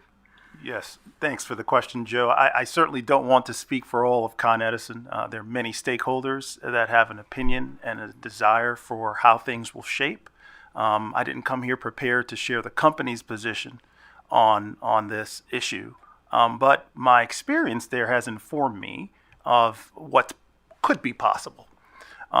With that said, I would say that there are many utilities that are actively employing third-party risk management now to different degrees, using primary data sources, secondary data sources, and importantly, trying to get better at what they're doing, all right? Using tools that help automate some of the repetitive work, using algorithms that do pass flags so that our risk analysts can focus on really critical vendors and having difficult discussions, and also not being willing or not being unwilling to offboard vendors that don't meet your standards. That's something that I think responsible entity to be responsible must do. So it doesn't get to the point where one thinks they're in a perfect risk posture, that they've figured out every mitigation for every risk that they see. But because it's impossible doesn't mean you shouldn't try, right? Because the risks and threats are going to come. And they're going to come in different ways. They're going to come in different forms. They're going to come with different disguises. So it's important for our country's grid that we try, right? The idea that it's impossible, meaning that we just give up, that's not American. That's just not American, if I could say that. So we have to try, in spite how hard it is, and give it our best. And we may not always get there, but we're going to give it our best. Also, I would invite private sector input on this. One potential idea is that we invite thought leaders from other industries into, hey, how would you solve this problem? We're looking at this, maybe you've done something similar. And let's get the best and brightest ideas and look at it, unpack it, and decide how we might apply it to the industry. Thank you, Roy. Just checking around here. Any other questions? I have no more. Thank you so much. Appreciate your time. Thank you so. And again, I just want to emphasize. I think we all have the same goal of keeping the lights on. That on both sides of the aisle. So thank you so much. Thank you, Alan. Thank you. All right. Before we take our break, sorry, I just want to check quickly. Is there anybody in the room here today that has a question they'd like to ask? Please come on up to the podium.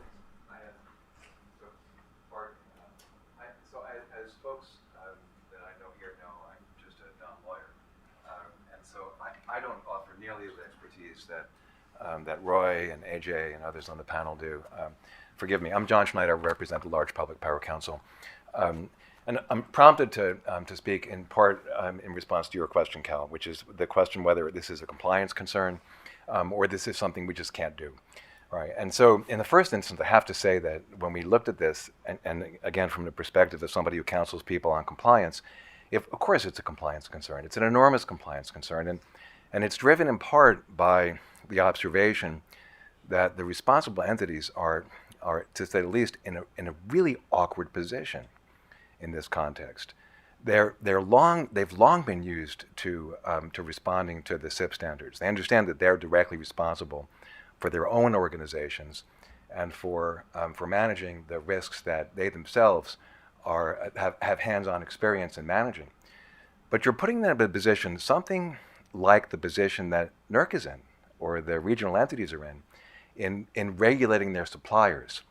This puts them in a very tough position. And as Manny and Mark Lobby comment, we don't know where the end game is. We don't know what the end of this is. There are so many layers of the supply chain and things that we just don't fully comprehend.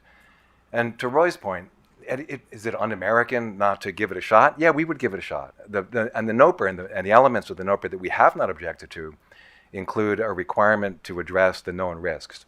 And to the extent we've asked questions and we see and the answers raise questions and make it clear that there are known risks, we have not objected to addressing those. The question is whether we can be held to task for chasing down the answers to the questions that we have asked. I think some of us would do that. Other of us are deathly afraid that we're just not in a position to do it. AJ suggested that other elements of the government may be better positioned to do this. I well understand. We've all been in this position that you only have the people at the table. You know, Section 215 of the Power Act only authorizes you to regulate the responsible entities. So you're sort of doing what you can, given the authority that you have. But to AJ's point, we are afraid that it will provide you with this false sense of security. And the utilities won't really understand what it is they have to do. So if you go down this road, we really strongly encourage you to think carefully about limiting factors. One of the things you emphasized was that we would not be responsible if suppliers misrepresented things. Well, that's good. Another element of this that Roy emphasizes, it relates to the risk-based aspect of this. We really shouldn't be held to task for suppliers that don't pose meaningful risks. So there should be a risk-based approach. If you go down this road to some form of verification, the utility should be entitled to make their own judgments with respect to what the riskiest of the supply practices are. But to go back to AJ's fundamental point, we really think that we're just not in a great position to do this, and that the federal government and others should help us figure it out. So not so much a question as a comment, and forgive me for all that.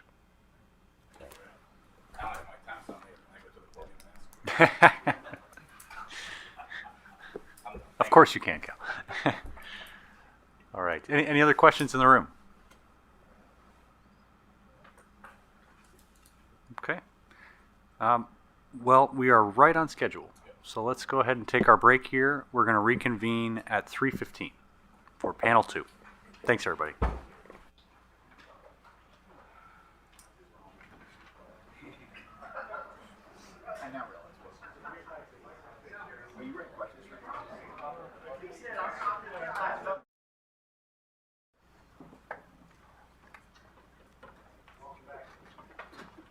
Excuse me. Welcome back, everyone. Thank you for your continued engagement here. We're moving on right along on the agenda here. We're moving to Roundtable 2, who's going to be moderated by Lonnie Ratliff from NERC. We're going to discuss implementation of vendor assessments. So I'll turn over to you, Lonnie. Take it away.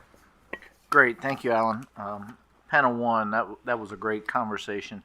I think a lot of what was discussed in that panel will hopefully we can talk about the implementation and some of the pros cons of each of those approaches. I think when we talk about the attestations, the certifications, and things like that, I think that there's some key points that FERC and NERC's trying to understand as this NOPR comes out. So that was a great lead into this around that implementation. Real quick, I want to bring up the objectives of this panel, and that's the pros and cons, the compliance concerns, and that's why you'll see Mr. Google's part of the panel to answer some of those compliance concerns, maybe talk about some of the differences between what we see from the smaller entities up to the larger entities and everybody in between. And then just look and answer some of the questions that we have around the NOPR and around certifications, attestations. Anyway. So I'm going to jump right in it. I know we only have about 75 minutes, but I'm going to open it up and give the panelists 2 to 3 minutes to have the opening remarks. We'll start on the right with Lance. Good afternoon, Lance Spross, on Core Electric Delivery. If you're not familiar with us, we serve the northern half of Texas, 140,000 miles of transmission and distribution, so we would fall in the large T&D utility realm. One of the largest T&Ds in the state, in the nation. And so provide service to 10 million Texans through 4 million advanced meters. Cybersecurity is a core concern for us, a core focus for us. It finds its way into most every conversation we have, not just the high-level strategic ones, but the day-to-day in and out implementation conversations that we have. I really appreciate the opportunity to participate today and really appreciate the open dialogue that we had earlier, and I look forward to being a part of this ongoing conversation. Cybersecurity is a very important factor in the decisions that we make. But there are a lot of things that we have to balance as we manage the business. In Texas, we just had a corporate strategy presentation this morning. The growth is incredible that we're seeing in the industry, in Texas for sure, but across the nation.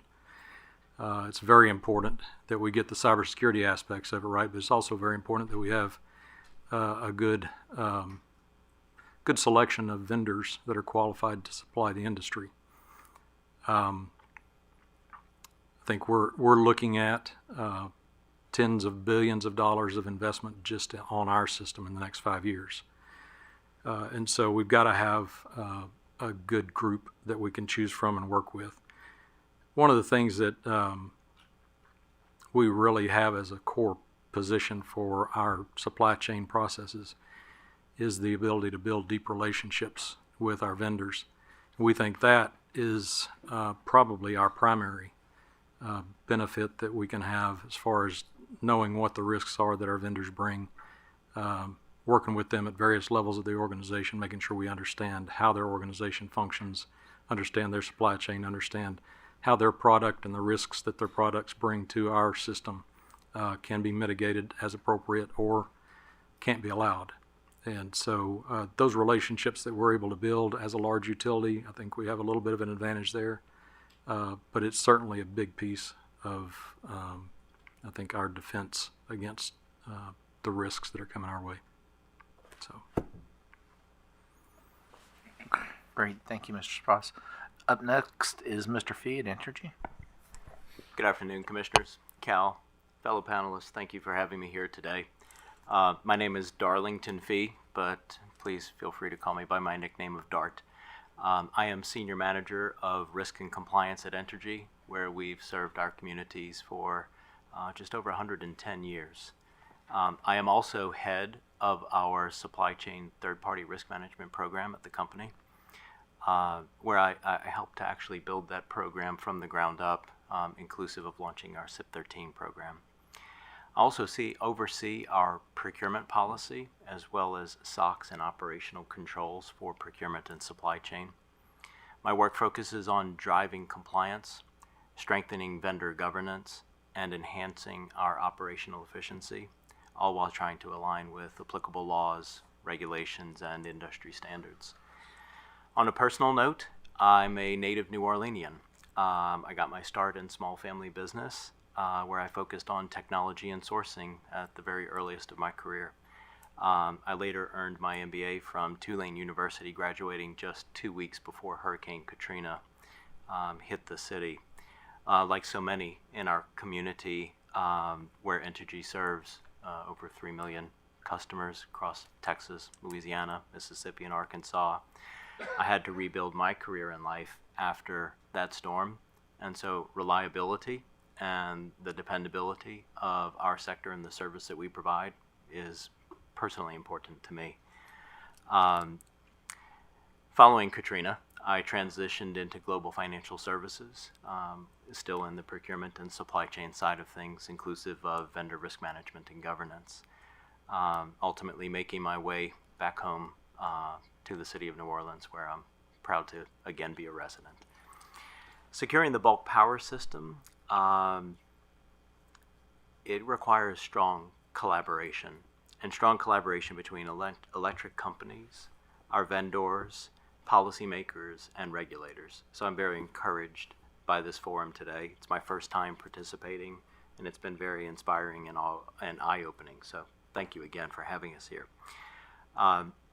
NERC SIP reliability standards provide a critical foundation for protecting against supply chain and security-based threats and risks.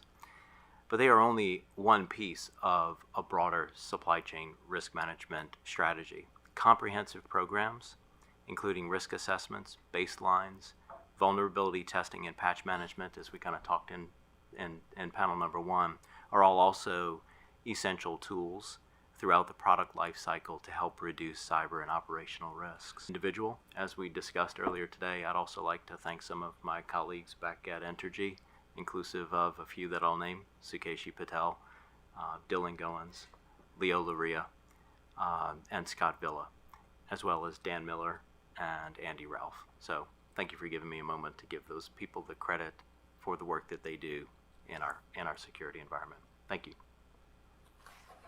Great, thank you. Landon Rader. All right. My name is Landon Rader. I'm a systems supervisor over operational technology and compliance, mainly the SIP compliance, but some of the OMP standards as well for Nashville Electric Service. NES is an electric distribution utility that serves approximately 467,000, no, not millions, just 467,000 end-use customers in and around Metro Nashville and Davidson County in Tennessee. We are indeed one of the smallest utilities that are subject to the medium impact NERC SIP standards. Though we rely on the Tennessee Valley Authority for all of our generation and for our transmission, they are our TOP, but we can perform the functional obligation. We have 2 control centers and can operate our own 161 breakers. So therefore we are under medium impact.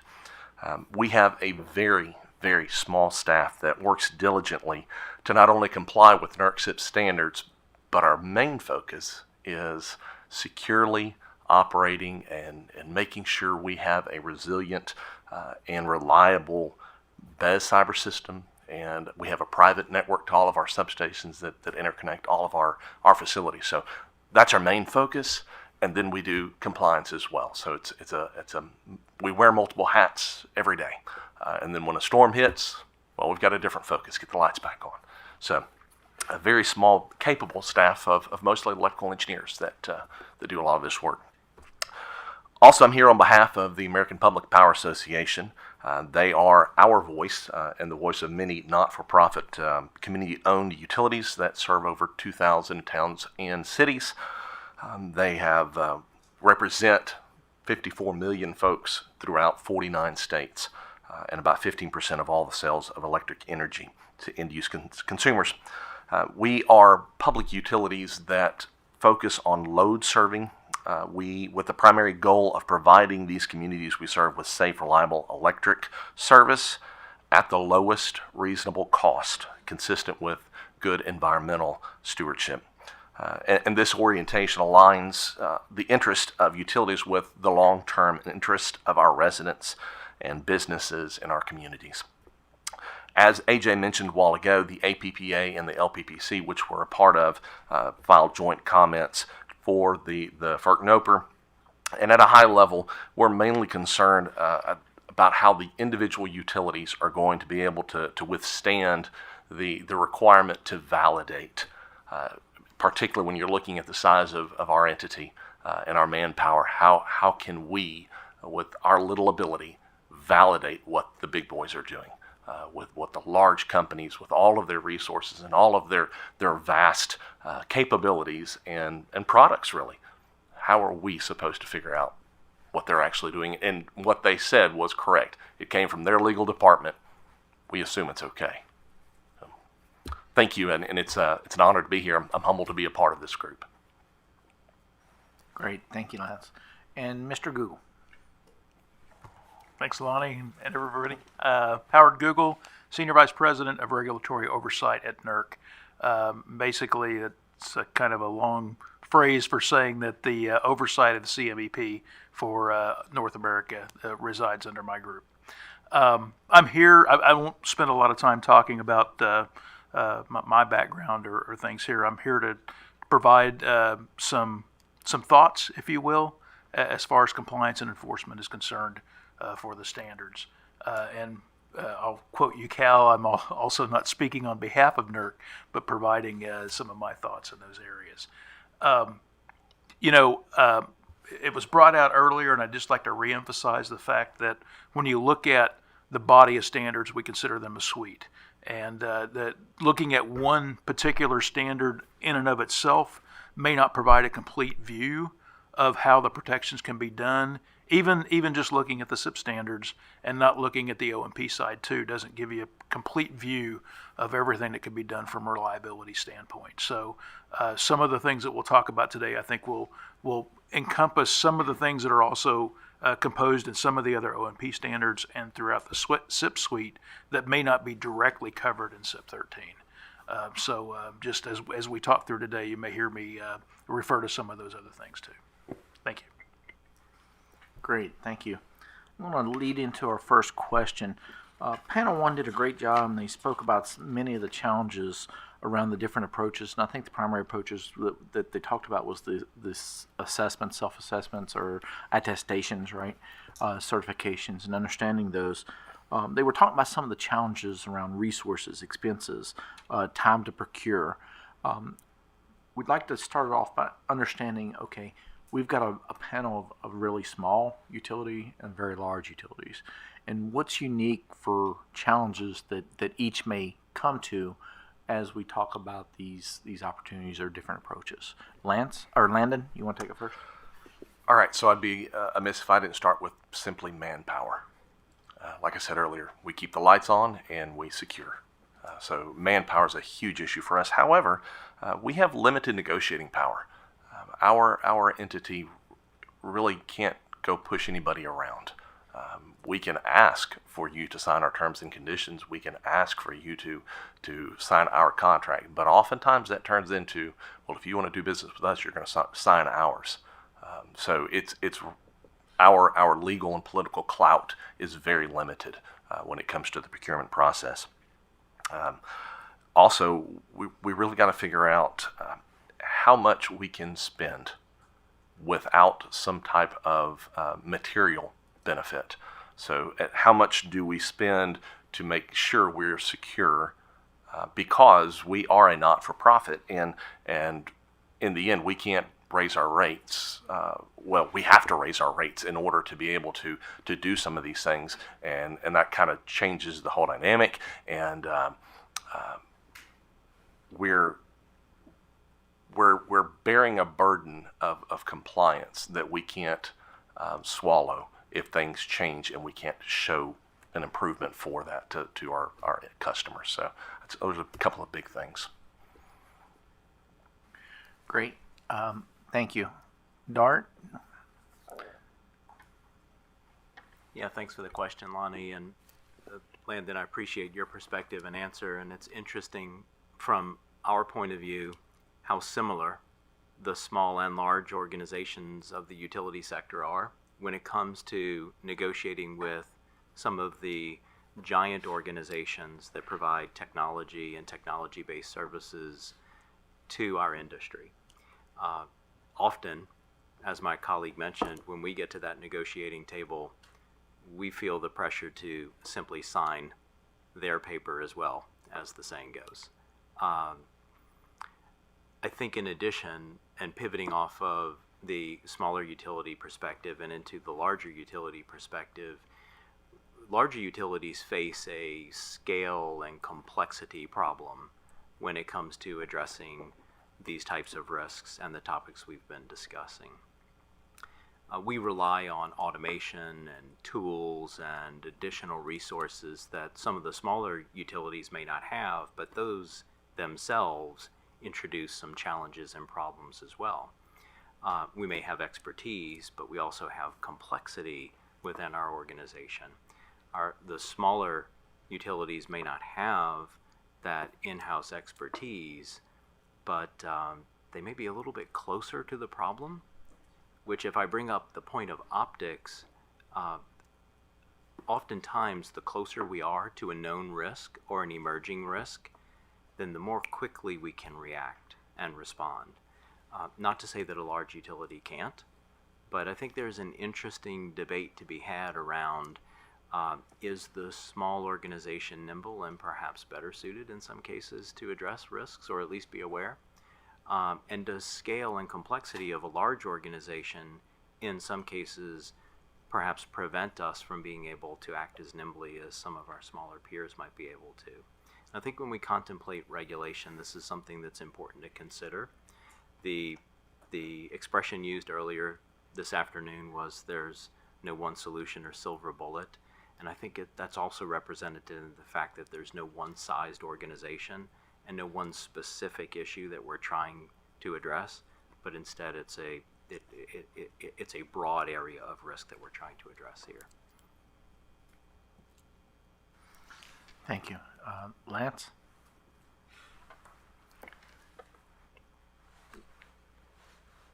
So I appreciate the perspectives, and I was thinking the same thing that Dart said. It's all relative because there are entities that we're not their main customers, but they're critical to our business. And we're not completely at their mercy, but they're not really interested in having a big conversation about adding additional things onto their plate to do just so they can serve our needs. It's not to say we don't have those conversations. It's not to say that they're probably not further down the road already than what we're trying to accomplish in some cases here, just out of self-interest. But it is always a challenge, and even with some smaller entities, everybody has a legal department that thinks they have the right T's and C's, and so it's always a challenge to add a few things to those that maybe add some more complexity to the world. I would say I'll go back to my conversation or my statement earlier about our approach has traditionally been to build deep relationships with our vendors.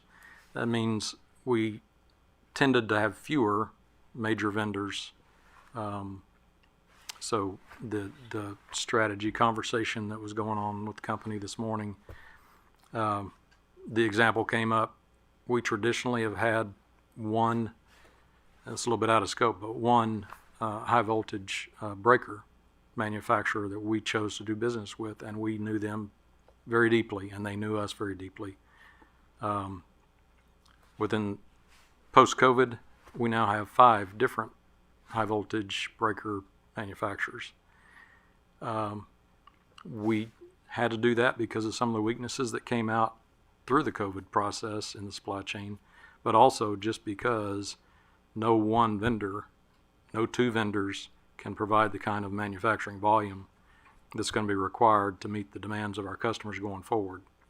And so even in the large utilities were being stretched, still trying to build those relationships at multiple levels in the organizations to understand how people are operating. But that's becoming more and more of a challenge to operate and make sure we're deep in. Okay, great. And that's very good. And one of the common threads I heard across the three panels in some degree was around compliance. And this is, I want to modify the question just a little bit for Howard around, okay, we see the different challenges, concerns that the smaller to the larger entities that may have. What impact does that have around the CMEP program and the standards program that you could highlight? Yeah, really good question. So when you stop to think about our mandatory and enforceable standards, they're written such that every responsible entity that applies to, that they have to be able to meet the obligations in those standards. When I look at some of the, and hear some of the concerns that I've heard both in panel 1 and panel 2, I think about how difficult it's going to be to come up with language in the supply chain standard that would meet the needs of a large investor-owned utility and a small municipal in a rural setting, which has maybe 10 or 11 employees total for their that's dedicated to their electric service. That just happened to be with a group of CEOs from APPA this week, and that was some of the concerns that they brought up. And these are CEOs that have water utilities and gas and electric and all of that together. And just hearing the concerns that were top on their mind, a lot of them has to do with the manpower. And you've heard that, I think, in the first panel and then also in this panel. So that I think the challenge of coming up with language that's applicable to all of those entities that would do the validation of the data and the vendor responses is going to be difficult. I also, in some respects, I'll harken back to what we heard at the Reliability Leadership Summit, the risk meeting last month, where it really came out that an entity should be responsible for evaluating their own risk, and they know that a vendor is going to present some risk to them. The question is whether or not they, when they're doing their risk analysis, feel comfortable with the mitigated risk that they have there, or whether additional things need to be done. It might be better to concentrate on that as opposed to dictating what sort of analysis needs to be done with the data and giving them a false sense of security there. Instead, having them concentrate on their risk analysis and then seeing if they have enough compensating measures to adjust for those risks. And then, the other thing that I'll throw out, one of the things that was talked about on the first panel was, maybe having a list somewhere, a common list that folks could go to for vendors or doing vendor assessments. The concern that I've heard, and this is from everybody that's been proposed as being a holder of that list, is you're bordering very closely on antitrust issues there. Once you begin to get a list together and it kind of calls balls and strikes on maybe what vendors in and what vendors out, that is almost a borderline situation about whether or not it's an anti-competitive situation. I'm not saying it is, but it begins to call into question that. And that's why a lot of folks are saying, that's a really good idea, why don't you take that? Whether it's a trade organization, whether it's, the manufacturer's organization or such. I will say it was much more straightforward when a few years ago the Department of Energy came out with a list of 4 vendors or 4 folks that they said, look, we want to have some additional information about whether or not they're on your system or not. Then it became much easier to say, well, the government's asking us to do that, so we can go out and clearly pull that information in. I think that would have been much more difficult if we didn't have that directive or that information from the government. Thank you, Howard. You brought up an interesting comment around the validation of data and the understanding and the assumption of validation of data. And I think the panel 1 talked about that, and they talked about maybe there's some periodicity around validating it or know your posture with some validation, things like that, which leads into the second question about, as we talk about the approaches, should the directive that the FERC's proposing here be modified to ensure the burden aligns with the potential risk posed by not validating that data. Dart, would you like to take that first? Yeah, sure, Lonnie. So, interesting question on validation, and I think we probably have some robust discussion ahead on just the term and the definition of validation. But kind of trying to stick to your question, and I took some notes here. That I think the burden of that validation needs to be commensurate with the risk posed, and I think there's a couple of drivers behind that. Right? Is that a flexible risk-based approach that allows utilities to focus their resources on the most critical risks, whether they're large or small, I think is going to produce the best results for us and allow us to improve our compliance margin as well as security. I think the additional risk of us having validation that's overly onerous is that it slows down the procurement process. We've talked about that in panel 1 a bit, and just to touch on that from my perspective, and also to tie in a couple of Howard's comments from just a moment ago, if we look at things like a validation process that's prescriptive or onerous, and we look at maybe an approved list of vendors, we as an organization begin to risk not complying with our own policies, such as our procurement policy, or the bidding practices that we have that ensures fair competition. And of course, I know that's not our objective here, but it's interesting how if through validation and or questionnaires and assessments that we might risk actually stepping on, some good standing practices and policies related to how we procure goods and services. Thank you. Landon? Yes. Simple. Obviously, we've got to consider risk heavily.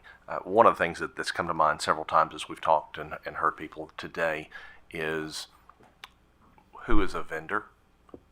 Is a reseller the vendor? Is it the manufacturer, the software developer, the vendor? I think probably the answer is yes to all of those. However, we operate through a lot of resellers, and those resellers really pose no risk to the bulk electric system. Zero risk. They pose a risk to payment, but really they're just the middleman. They're passing money back and forth for us. They're passing quotes. Sure, they may know what model numbers of products I have, but that's the end of it. So to have to do a full evaluation and validation of who they are and what their company is, and it may be a small company. It may be a regional or a state region company. And so for me to give them a huge requirement to go fill out a big form and to go through all sorts of third-party validations and certifications, not only is it a waste for them, but it's a waste for me. On the other hand, there are other products and services and systems that I need to really focus more of my time on and do a thorough risk evaluation, and then come back and say, all right, these are the people I need to focus more on. Thank you. Lance? So really, to echo what's already been said, to some extent, absolutely, everything we do has to be risk-based, knowing our systems, knowing our weaknesses and our strengths, knowing what we're putting in our system and how we can manage that within our system. There is no zero risk solution, and so I appreciate the acknowledgement and discussion about how the SIP and O&P standards form the suite of things that we have to operate or can operate within to manage this risk that we're talking about.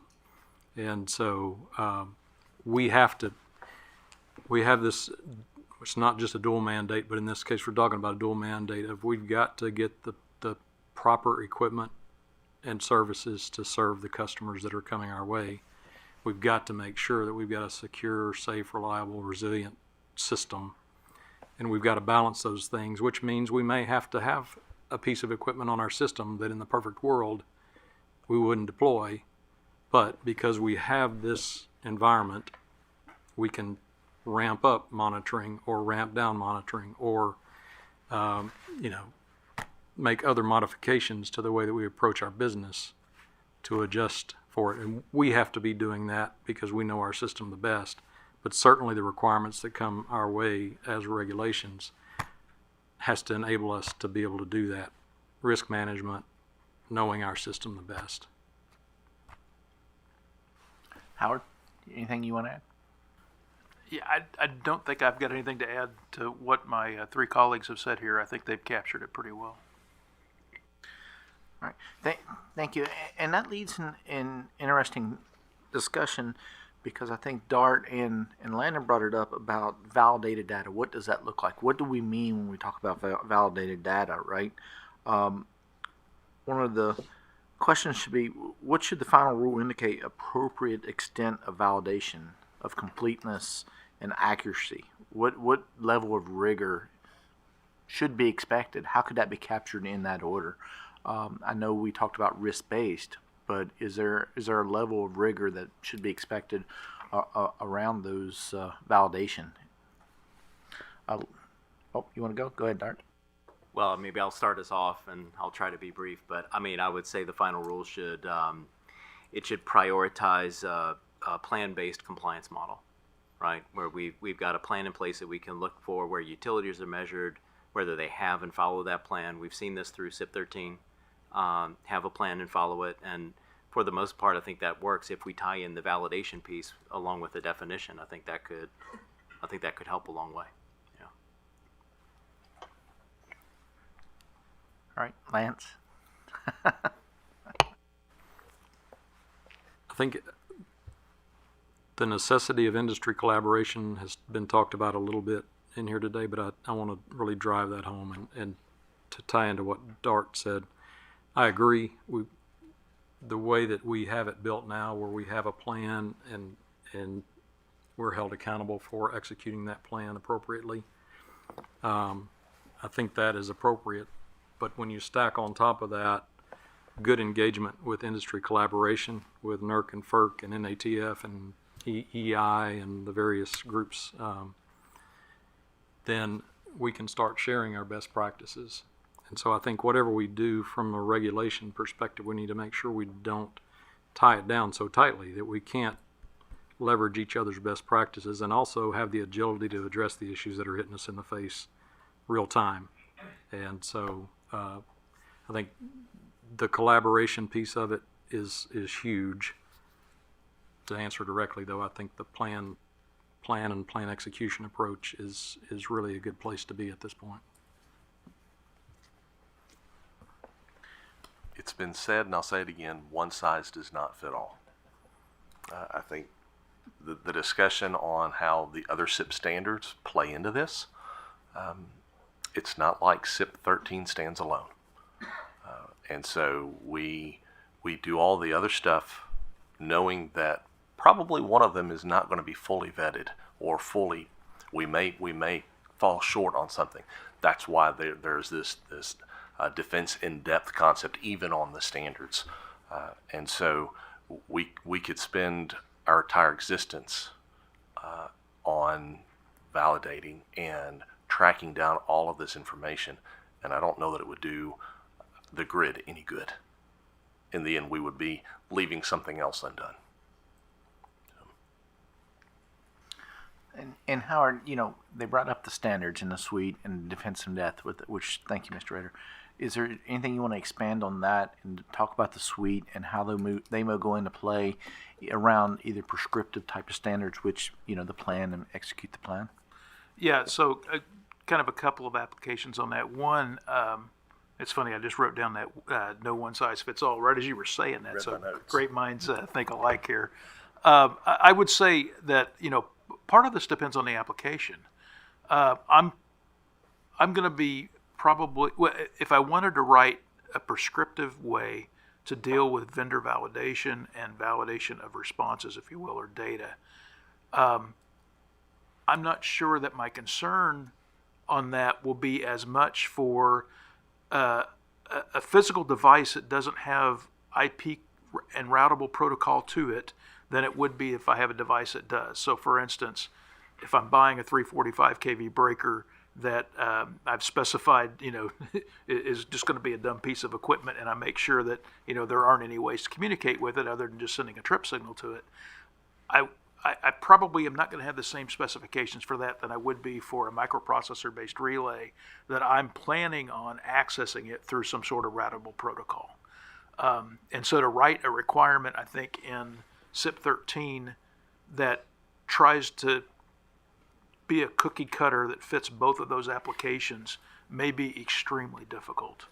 And then I guess the question that I would step back to say is, given the existing supply chain standard and looking at it with all of the controls that have been placed in the rest of the SIP standards that revolve around vendor access and the requirements around ports and services and those types of things, is there an additional gap that we think is significant enough to reliability that would require this directive that looks at vendor validation or not? That's would probably be the question I would step back and say, is to quote our CEO, is the juice worth the squeeze? Is it worth it spending that much time concentrating on that? And does it really get you that much more toward reliability? Not to put you on the spot, but I know you're not representing the ERO, but well, how would Google answer that question? Howard Google would answer that question, that I think that we've got the adequate controls in the existing standard to not have to dive too deep into that. Now, maybe other opinions, and certainly folks could express that, but I feel fairly confident that we've got a good suite of standards that will help us manage that control if an entity does an adequate risk assessment that's required in SIP 13. That's just my opinion. Thank you. Got a couple comments, Lonnie. He mentioned a 345 breaker. Some of the existing, let's say the NATF questionnaire, doesn't really do much for a 345 breaker. It does a lot for a network switch or a firewall. It really doesn't do much for let's go back old days to an electromechanical relay, right? So that goes back to that one size does not fit all. And as we start looking at possible certifications and endorsements, if you will, if we put those in the language of the standard, good luck reaching everything. Great. Thanks, Howard. It's really good perspective to look at is the suite and understanding there's more than just one set of controls around SIP 13. That's a great point to make, and I think it can't be underemphasized. Several of the panelists brought up the idea of shared tools. That was on panel 1. That was on this panel, talking about the possibility of FERC was brought up, NERC, ERO enterprise tools. I think trade groups, I think Landon brought up about APPA. Is there opportunities that we can use common tools? So what are the thoughts on proposed directive changes to encourage the use of ERO endorsed or ERO enterprise, NERC in all the region, endorsed common and widely available vendor questionnaires or tools, which include maybe the libraries that the panel 1 were speaking about? You want to take us first, Lance? I will say that we have leaned on both EEI and NATF and some of DOE's work to create our questionnaires that we use to vet our vendors. And so at least having that framework that helps inform where you ought to be looking is helpful. If NERC and EROs can help build something that gives us better direction in that space than what we have currently, I think that's fine. I think we need all the tools we can get that don't get in the way of us performing our function. So if there's something that we think is useful that can be crafted. I think one of the challenges with the NATF one is it's pretty onerous, and frankly, it tries to cover the world, and so there's a lot of pieces of it that don't fit depending on who you're talking to. Maybe there's an opportunity there to say these are the kind of things you need to be looking at for your relaying and industrial controls type space, and these are the kind of things you need to be looking at for your breakers and transformers to the extent that we go into that space. But I think it's worth having a conversation and seeing if there's value there. But certainly we've found value in having those checklists to inform our processes. Dart? Yeah, thank you, Lance. Agree with Lance's perspective, and maybe building on that, Lonnie. I think, to the extent that readily available tools can be leveraged, I think we're using those today. I think across the industry we're doing our best to utilize those types of, I don't want to call it a shortcut, but it's just a leverage, a benefit of a tool. Incorporating them into the standard, I worry about that. I worry that what that does is that puts us in a place where they perhaps risk becoming static or outdated, or that the cycle of updating the standard and or updating that tool is going to become very complex, and there will be a lag that requires us to, as an industry, perhaps wait for a standard to be updated before we can respond to a new emerging risk or threat. And I know that's not our intent, but I think it could be an unintended consequence of us incorporating those types of tools directly into the standard. So, maybe a solution is to consider, do we point to those tools in the standard as an option, or through some other forms of guidance that helps to inform us as industry participants in this space of what we can leverage? We've got a mix of various sized organizations represented here today on both panels. We always appreciate the helping hand that points us to those right tools that we can leverage. Feels like that's how something like ERO-based tools could be used and beneficial to the standard and to us as a sector. Landon, anything you got to add for that? Laura mentioned the concept of a supply chain risk library, and I'm going to drop a couple of names because y'all probably worked with them a little bit before, but Tobias Whitney and Cordell Briggs have partnered with some other folks, and the Utilities Technology Council is developing a program called the UTC Armor program, and the concept is to acquire all of this information and have a single repository, and they've got several checks and balances and things involved with that. It's fresh, very fresh, like not even open completely yet, but the idea would be for people to submit their NATF questionnaires and other validation documentation. Maybe it's ISO certifications, ISA, IEC 62143, whatever it may be that supports their position and things that they've stated in whatever questionnaires, so that as a buyer, I can go to this place and look and at least evaluate for myself. They're not necessarily doing the evaluation of the vendor, but they're saying, here's all the documentation. And what you would do is say, hey, vendor, I would like to read your information. And the vendor would have to say, yes, you have our permission to see our stuff. But just an idea where they could put, maybe it's not just NATF, maybe it is some other things that the ERO recommends that we could use to evaluate and help us do the risk evaluation of those vendors. Thank you. Just to follow up on that, just as an example, you mentioned, I'm not from the UTC and the others.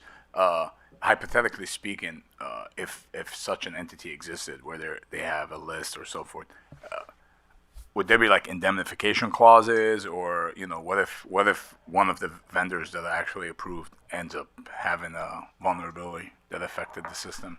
I don't think that they are, and sorry, Cordell, if I say this wrong, but I don't think they're blessing necessarily. They're not providing the certification necessarily. Okay. They're saying that these people have submitted this information, and it's more of a repository than it is a full blessing. They may say, yeah, they do meet the ISO 27001, or they may meet the IEC 62143, something like that. But they wouldn't actually be saying, yes, we endorse these people, which kind of gets away from your antitrust problem. Got it. Okay, thank you. That's helpful. Just to kind of continue on the theme here, I would be hesitant to say that the ERO would actually produce a tool. I think we could certainly evaluate and consider whether or not to endorse it or not, but I don't think we would ever. I don't foresee a situation where we would get in the method of actually developing a tool that would be used there. Great, thank you, Howard. A follow-up question to that question is, we don't have a government organization like a TVA or a WAPO on these panels, but have y'all considered collaborating with some of those who have some of those more stringent restrictions around their supply chain model in procurement? Have there been considerations around discussing their vendors and their requirements? Lance?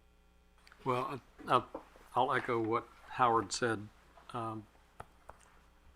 There's a real sensitivity to making sure we don't have conversations that smell at all like antitrust type or trust type activity.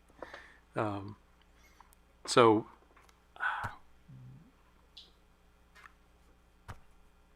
we normally will not have conversations about specific vendors with, certainly not in groups of utilities. And most of our engagements with those entities are in larger collaborative bodies. So we're pretty sensitive to that, and we were talking about it earlier. Pretty much anytime you go into any meeting where there's multiple utilities, first thing is the antitrust admonition, and so it's a real thing. If there's a way to find a way around that where we can share information but not get into that risk, then if we can deal with this risk without dealing with that risk, that would help. Dart? Agree with Lonnie's or Lance's comments, Lonnie. I would just build on it briefly by saying, and maybe just to demonstrate our alignment, and I think, back to the earlier points regarding antitrust. One example is that there's a multi-utility forum that talks about the third-party risk management landscape. And in my 4 years with that forum, we've never talked about a single vendor because of the criticality of us ensuring that we don't violate or breach the relationship side of the trust, or that we don't have any antitrust concerns. We definitely have conversations with TVA on things that we both use. They'll ask us, well, we hear you're using this. Tell us about it. But there's no formal interaction in that purchasing process. Anything you want to add, Howard? No. No, we haven't facilitated any of those conversations. No. So I think Landon brought up earlier about certifications, and to dig a little bit deeper and expand on that, would there be value in considering certifications or other widely recognized certifications that entities can accept in lieu of detailed responses? The examples, I think Landon brought them up, or Dart, I can't remember who, 2701, 28,000. Is that something that should be considered? Dart? I'll get us started again. Considered, absolutely. And I think we appreciate the consideration as well as the guidance and the reference to notable standards that can help us, improve our own programs. Not mandated. I think and it's interesting how this relates to the topic and the conversation that we were just having in the prior questions. Similarly, as stated just a few minutes ago, I think we risk if we mandate certain standards that either becomes overly onerous for the vendors. If we just take a one-off example, a hypothetical, if a vendor does not currently possess a certification like 27001, the lead time, as we know, to execute and complete the requirements to obtain that certification will not keep pace with the growth that is facing us as an industry and the demand that our customers and our communities have. And I would worry about that becoming a difficult environment for us to operate in. Also, I would just reiterate the prior point regarding those certification standards themselves require an update process as well. And that then begins, again, this domino effect potential where the updating of that standard will take time. The lag between that update and our internal questionnaires, tools, processes, the vendors updating of their processes could just increase an already strained supply chain environment and lead times where we're desperate to try to bring or improve time to delivery and market, and I would worry that there's the potential for mandated certifications to just increase those lead times as well. Yes, go ahead, John. So just a few questions then. Your current procurement processes, have you ever disqualified vendors? Have you ever rejected contracts based on supply chain concerns? And if you have, what have you based those rejections on? I'd go first as well. Thank you, Joe, for a good question. Thanks. Absolutely. We have canceled contracts. We have canceled purchase orders. Those are tools that any good supply chain policy and or practitioner is going to utilize to ensure that we are doing our fiduciary duty and our quality and other related duties when it comes to delivery of goods and services. Tying these two concepts or thoughts together of how do those tools, along with our validation process of suppliers, come together? Well, they're already there. At least in our environment at Entergy, our procurement policy, along with our approval authority policy, is going to govern all of those transactions. So whether we have an applicable standard like CIP 13 or not is secondary to those tools being able to be utilized. If CIP 13 as a program and as our procedure may notify our procurement practitioners that it's time to cancel or there's a need to cancel a contract or not contract with an entity, no problem. It's just part of our standard procurement process. I hope that answered the question. It does. I guess what I'm searching for is if there's a cybersecurity standard, is it a NIST standard? Is it a government action?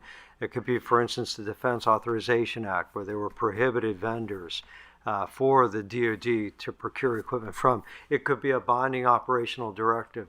I remember DHS issued 17-001, if I'm not mistaken, on Kaspersky equipment. Is there something that would be helpful to pin back to supply chain threats? Would it be some leading government action, some publication? I think of, for example, DHS issues IOCs. Almost every day we get IOCs. And it's sort of one of the three main prongs of compromise. There's insider threat, there's a very broad term, malware, and there's supply chain. Is supply chain sufficiently covered? Would it be helpful if the government issued supply chain advisories, perhaps not directed at a particular vendor, but particular aspects that could lead to compromise? I guess what I'm asking is, and I understand what you said, Landon, about sort of buddying up with TVA to see what they're doing, comparing notes on their procurement practices. That doesn't strike me as antitrust if it's centered around security, if they're legitimate security concerns. So what are your practices then? Who do you sort of buddy up to, and where do you pull your best practices from? And then I have a question for you after this, Howard. But Well, I'll weigh in real quick and then kind of pass the baton. Great line of thinking and questioning, Joe. So I appreciate again the line of questioning. I think we have a couple of examples that are practical to look back on historically. You mentioned some. I'll throw in Section 889, where the government has informed us. Here's a set of vendors or a set of foreign adversaries. And we need to ensure that our supply chains are taking into consideration either these foreign adversaries or a specific set of vendors and go the extra mile of not only, and in often cases, I think all of us are federal contractors, not only ensuring that we don't have that technology deployed, but if we find that it is, through notification and good support and good information coming to us from the government, say, hey, go look for these 5 names. If you find them, you need to take this stuff out of your environment. We didn't do that just where it applies to us as a federal contractor, right? Because we may have regulated, non-regulated spaces and so on. We did that across the board because it's just good business. And when we find out that the federal government is informing us that, hey, these are some partners or some nation states that we don't want to do business with, then we immediately adopted it through evaluation, looking into our network and so on. But Landon.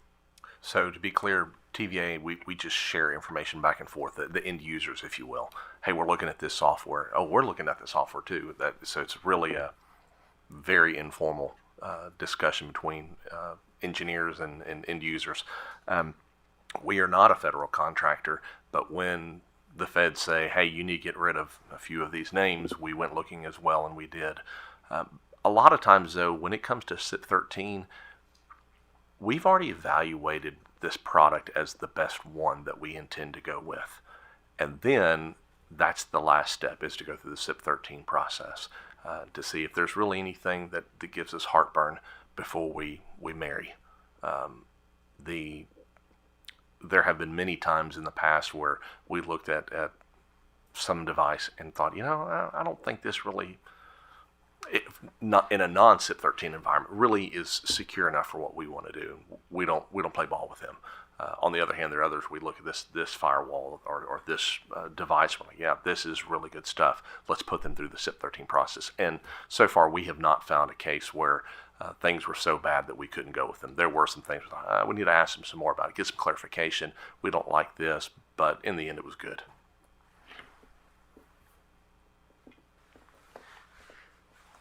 I want to use defense in depth in this same conversation like we're having it as far as the overall SIP and O&P suite. But we're thinking about certifications, we're thinking about government notifications, we're thinking about all these different things that we can stack together.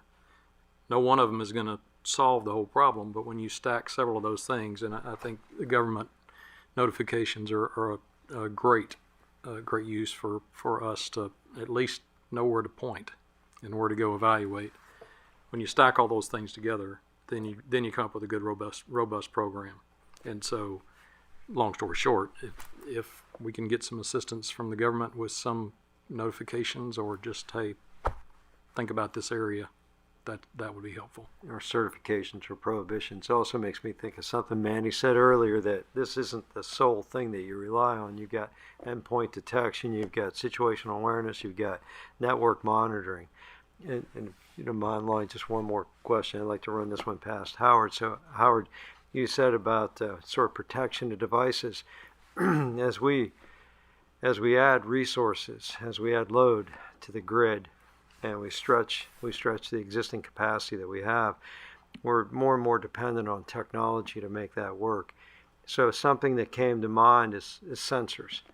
Sensors are becoming critically dependent, especially if we're going to squeeze capacity out of particular pieces of equipment. Those sensors wouldn't necessarily be non-routable, but would they be, in your mind, something that we should consider as far as supply chain detection, sort of the weakest link in the chain, if you will? Yeah, no, great question, and I think the easy answer to that one is yes. We looked at dynamic line ratings, and I know that the commission held a workshop on that, and I spoke at that, and that was one of my main concerns was, if those dynamic line rating sensors are compromised and bad data is fed back into a control system, operators could take bad actions based on that. So yeah, certainly I think that that would be a concern for sensors, for anything that's on the system that could either directly change the state of the system or provide bad information to somebody who can make the decision to change something on the system should be something that should be considered there. Thank you, Howard. And Howard, I do want to come back to you when we talked about the certifications, and I was wondering if you want to expand it any on the compliance perspective, right? Because we talk about the implementation across large and small entities. Do you want to expand on the compliance concerns that we may have around this directive if that's the route they take? Yeah, so maybe not concerns, but I'd ask you to consider this. Why couldn't that be part of an entity's risk assessment? So if they're looking and evaluating a particular vendor, they could see what type of certifications they have and determine what sort of risk that might apply to that they're considering for that piece of equipment. And then once those certifications are applied to the risk value, if you will, for the vendor, then what residual risk is there and what additional action does the entity need to take if they select them as a vendor, or are they happy or at least feel like they can deal with whatever residual risk is there? So rather than maybe dictating a particular type of certification, just consider that should be done in the entity's risk assessment as they're looking at a vendor. Great. So I want to open it up. I know Cal mentioned on the first panel taking the last few minutes and just what's the key takeaways here. So I'll go around the table first and see if there's any key takeaways even from the panelists that people want to bring out.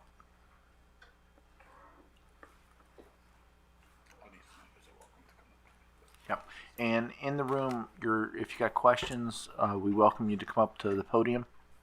Lonnie, Yep. Dart. maybe just to kind of get or one thought that I'd like to get in following up on Howard's comments around and your question around compliance. I think we as an industry have learned and have had a lot of good guidance that has helped us to evolve when it comes to the compliance side, particularly in SIP 13. And I'll just note for consideration and for my peers to comment on and for their consideration as well, that threat detection and or mitigations often get documented. And what we have learned and found is that going back and reviewing those mitigations over a period of time is critically important to maintain our compliance margin and reduce threats and risk. The reason that that's important is, and we heard some questions from the podium earlier about the role that the contract plays, or some comments as well. And I think that that's very important for us to consider and recall. The role that the contract plays is over typically a 1, 3, or 5 year time frame, and the threat actors don't sleep during that time frame. And so when we detect and or are aware of a certification gap or some other issue, and we document that in a GRC tool or whatever we utilize, it's important to check over the lifetime of that contract whether or not that documented mitigation strategy is keeping pace with the evolving threat landscape. So not really a question, maybe a comment, maybe a follow-on for us just to kind of consider. We talk about compliance, we talk about threat detection, we talk about assessments. There's a convergence of these things that I think is important for us to be sensitive to as well. Thank you. Mr. Labby? As a kind of a takeaway, and we talked a little bit about it in the first panel, Dart, you and I talked about it at the break too, and that is that there are other interconnected systems that are not power systems that have practices in their supply chains, and we talk about finance, comms.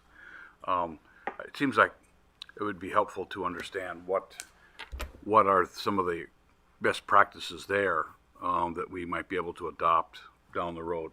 How are they addressing supply chain challenges? And you know, you can imagine the finance industry that's pretty interconnected, right? Money moving around the world, and so and they have to trust each other, right? And they have to be able to send funds, and as well as and there was a conversation around certifications too.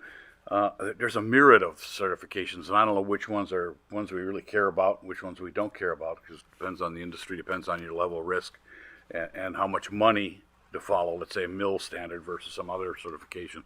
So I think an evaluation of what's really useful and meaningful to the industry after we've gone through that, kind of bringing different industries together, different, and once we understand that, then maybe a better position to take another look at this whole evaluation of controls that are in place, or supply chain evaluation. So just a thought. Thank you. Yeah, so to stay on the theme, I sort of have three main themes that I picked up from this panel. The first is that despite, it may not be appropriate to put, for instance, verification in a standard, but that doesn't mean it shouldn't be done, and in fact, it is being done by you folks. So you are searching for best practices, you are applying those best practices, you're doing verification as best you can, and you are, exercising, your authority to accept or reject supply chain equipment. That's sort of my first takeaway. The second is that it would be helpful, and maybe this comes from the federal government, maybe it comes from the manufacturers. I'm looking at Laura back there, so she'll probably be at the podium very soon. But it would be helpful if there was some sort of a certification process, and certainly information flow from the federal government. Maybe in addition to the IOCs, there's information that's released about supply chains, vulnerabilities associated with it, even vendors, if it would be helpful, where the federal government could take the lead. And the industry itself, perhaps you'd be willing to pay a premium if the industry would sort of self-certify or certify through, we'll just say a national lab, something or other like that. So that may be something that you'd be interested in, and should it be good for America? I mean, that's just it's just the right thing to do, right, Roy? So it's the right thing to do. And then the last is that we have critical cyber assets right now. The CCAs reside within the NERC standards, but it looks as if moving forward, we're going to have critical equipment outside of the CCAs that I'm not suggesting should be captured by the NERC standards, but if we're depending on those pieces of equipment, something as small as, say, line sensors for dynamic line ratings, and there are going to be a lot of those, and every one of those sensors could be important. If those are compromised, they could certainly interfere with the operation, safe delivery, of electricity. And that in turn could compromise the safety of our citizens, our national economy, even our national security. So this is something that, as we grow and as we evolve and as we rise to meet the challenges, I'll say we, but really you guys are meeting the challenges, the additional load that's being put on, which is national security. Artificial intelligence, data centers, they're national security. You don't want adversaries to end up on top on that competition, but as we rise to meet these things, these are critical components as well. So, they will be considered, they will be protected. Perhaps not under the NERC standards, but they will be protected. I saw Landon. I'm worried. I saw the expression. And I'm not, no, that's Cal. No more. Office of Electric Reliability, Standards Compliance Enforcement. This is his conference. He was kind enough to invite me. Thank you, Cal. I'll probably never be invited back, but we're all voluntary, best practices, national security. We're happy to work with any of you on that information. You mentioned the certifications thing again. One thing that's always bothered me is when a vendor walked in and says, this product is SIP compliant for blah, blah, blah. We don't need to do business with them because anything that's SIP compliant means that they really don't fully understand the entire suite of standards.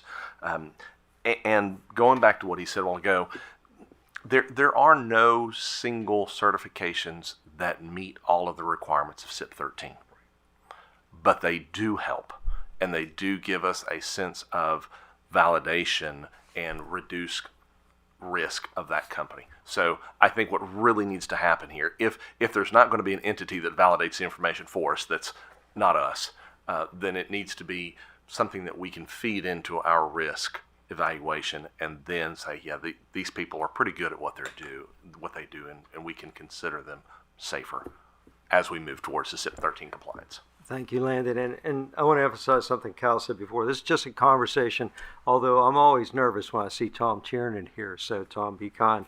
But it's just a conversation. Did I miss any points? That's sort of my three takeaways from your panel. Did I miss anything? Anything you want to put out there that I missed? Howard, yes. Yeah, so Joe, the only thing that I would qualify is that your third point, let's go specifically to sensors. If that information provided data to a dispatcher that could within 15 minutes affect his decision, then it meets the definition of a cyber asset, and as such would fall under the standards, in my opinion. So, so you're talking about what is the application, what's the piece of equipment, and then looking at the definitions that we have in the glossary of terms, what meets the definition and what doesn't. So that's a great point. I would be hesitant to start talking about things that fall outside the SIP standards if it's a piece of equipment that actually meets a definition of something that we have in our glossary. That's a great point, and I think that would have to also take into account the security perimeter. If it's line sensors, again, that my thought is you've got it may have hundreds of miles of that transmission line.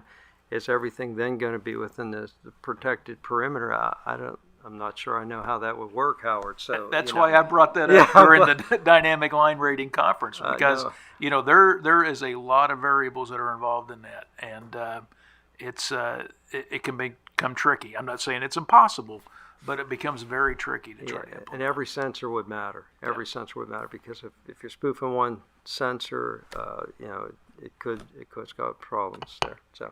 All right, thank you. Yeah, I'll ask a question, and I see that way. Maybe you'll help actually answer this for everybody. Before I walk away, I'd be remiss to not ask, because it's come up. And actually, before I ask my question, Joe raised a good point, and I think Dart, you had mentioned best practices.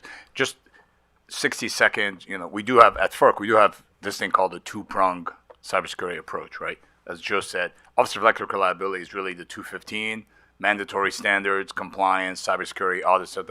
And Joe has, Joe, Officer Energy Infrastructure Security is the best practices, voluntary. Just think, bad guy, good guy. Yeah. Okay. Yeah. So I just wanted to introduce that, in case, But no, we work together. We're called sister offices. But my question, I'd love for us before, because I hear this a lot from entities. I think it was even in the comments, have you considered FedRAMP, right? And it's not a FERC, this is not, but I'd like to hear your thoughts on it. I understand, on my own when we talk, I understand the difficulty, the cost.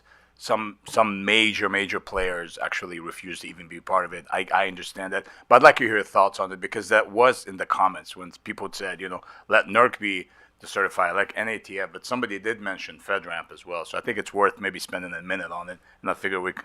So Cal, if I could lean on that first, and then I could let the rest of the panelists lean in on their, this was something that we looked at even back when we were looking at SIP version 5 to see whether or not it could be something that could be used as a verification, and then also in the early times of SIP 13. And again, it's one of those things that gives you some partial coverage of the issues, but it certainly doesn't cover everything that we would be concerned about from supply chain. So it's, again, I think it's a tool that could be used when you're doing your risk assessment to say, okay, it meets FedRAMP. I see that it meets this particular aspect that I'm concerned about for supply chain, but I've got these other things that I need to make sure get covered too. Nothing much to add aside from agree, and we found the same thing. We found the same thing through the NIST cybersecurity framework as well, as being a great item to leverage. I think that kind of touches on the theme, Cal, that point us to those tools, make some strong recommendations, and I think we were learning a lot from them. Mandating them in a standard's maybe not the best practice that we're seeing, or it doesn't feel like it is. Yep. Thank you, Cal. I think I'll pull Manny's comment up and say there's not a silver bullet here. AJ. Hi, yes. I just, actually, when I came up here, it was before Howard spoke. But I. Reaction a lot, trust me. So I just wanted to take an opportunity to actually echo what Howard was saying. Is some of this conversation is overlapping into some other standards in what we would call post supply chain risk management review and going into the picture of operations. And I think it's also very important that those layers of defenses and those things that we are talking about from an operational standpoint, we have to manage operational risk every day in terms of how the system is deployed versus doing a pre-screening of going into business with a vendor and hoping that they've delivered us the best possible secure product. So I just wanted to echo that, Howard. Thank you. Great. If there's no other questions in the room, we do have one that we received, and that was around technology. And it's given the burdens and challenges that we've heard, how could the use of AI or other new technology be leveraged to overcome some of these burdens and challenges? Is this something that we've considered? I'll go first. Considering it, yes. So we have a we have a department now at Entergy that's focused on AI, and that group and the supply chain group just it falls underneath the same function.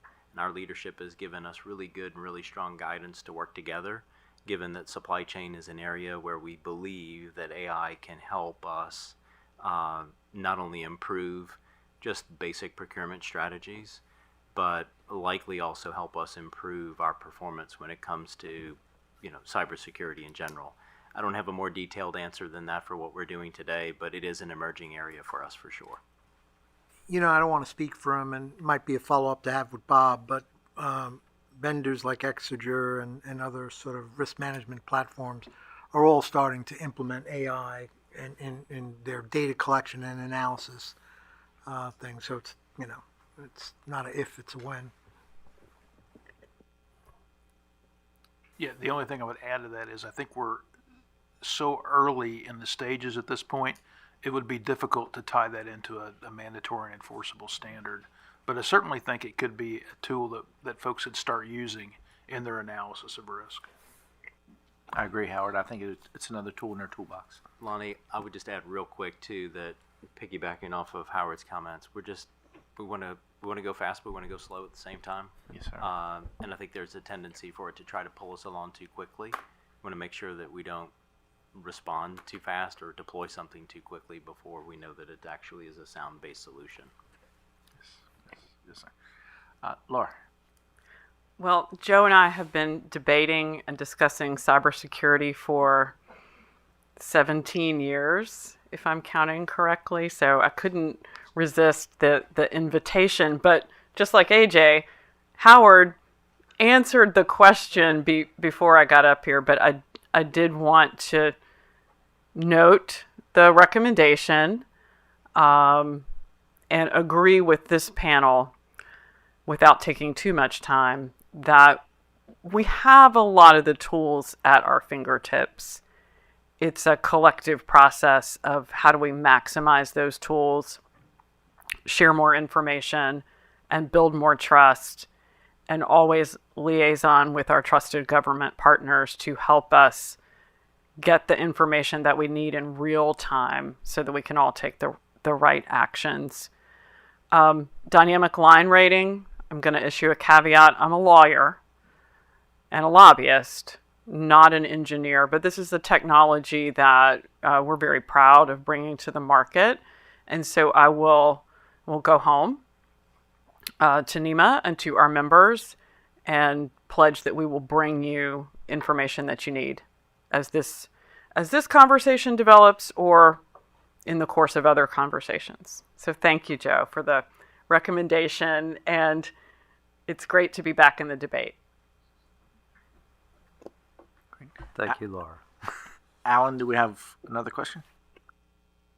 Yeah, we have another question here. So one of the things that was brought up earlier in this panel was the idea of a plan-based solution potentially within the standards to address this directive. And I think one of the things that is coming to my mind as well is, you know, one of the purposes of the NOPR originally had to do with the fact that a lack of specificity or detail within it was revealing inconsistencies in implementation. So much so that, you know, we felt there was an identified gap there, right? So where do you see the middle ground of finding a baseline of steps that potentially could be taken without, or while still allowing the flexibility needed to account for some of these major differences in utility size and risk? So I would say one of the things we're always after, and we always try to paint for our employees, is what does right look like? And so I think that's the challenge that we're up against here. Is there are some people that are doing this really well, and there's some people that are doing this really poorly. I'm not sure we know what really well looks like all the time. And if there's a way that we can, there are forums where we have those kinds of conversations, but if there's a way that we can get a better picture of what right looks like, and maybe that is what this is about, then I think that's helpful without making us try to all fit into one mold. Alan, good question. Not much to add, but just kind of piggybacking off of Lance, I'll say flexibility needs to be the key. Without flexibility, I think we as an industry and our vendors, we will have a very difficult time just getting past execution of a contract.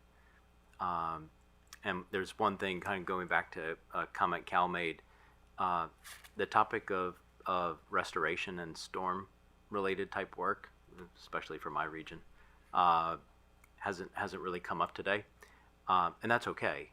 But as sort of a backdrop in answering a new question, you know, I'll just say we also need to recall the criticality of our infrastructure. We all know that, but when it comes to things like restoration and trying to act so quickly, and we have to perform so quickly to provide a vital service back to our communities, if we have a inflexible regulation in place or requirements that appear or are inflexible, we're going to be very, very, very hamstrung as an organization trying to do restoration-based work. I think I don't know who's not doing it well, but I think at some point we have to accept ownership as individual entities, and it may not be written in the standard, but we need to operate well. And whether it's in the SIP standard or just good general best practices that comes from the business side of the house, the onus is back on us to maintain a secure architecture at least. I don't know if you can put all that in formal SIP standards. At the risk of being struck by lightning. In and of itself, I don't believe that inconsistent application is a gap. If you look at an entity's size, their exposure, their risk to the bulk electric system, they probably can have inconsistent application of their risk analysis and still provide an adequate view of what the risk of the vendor is and what their risk is to the bulk electric system.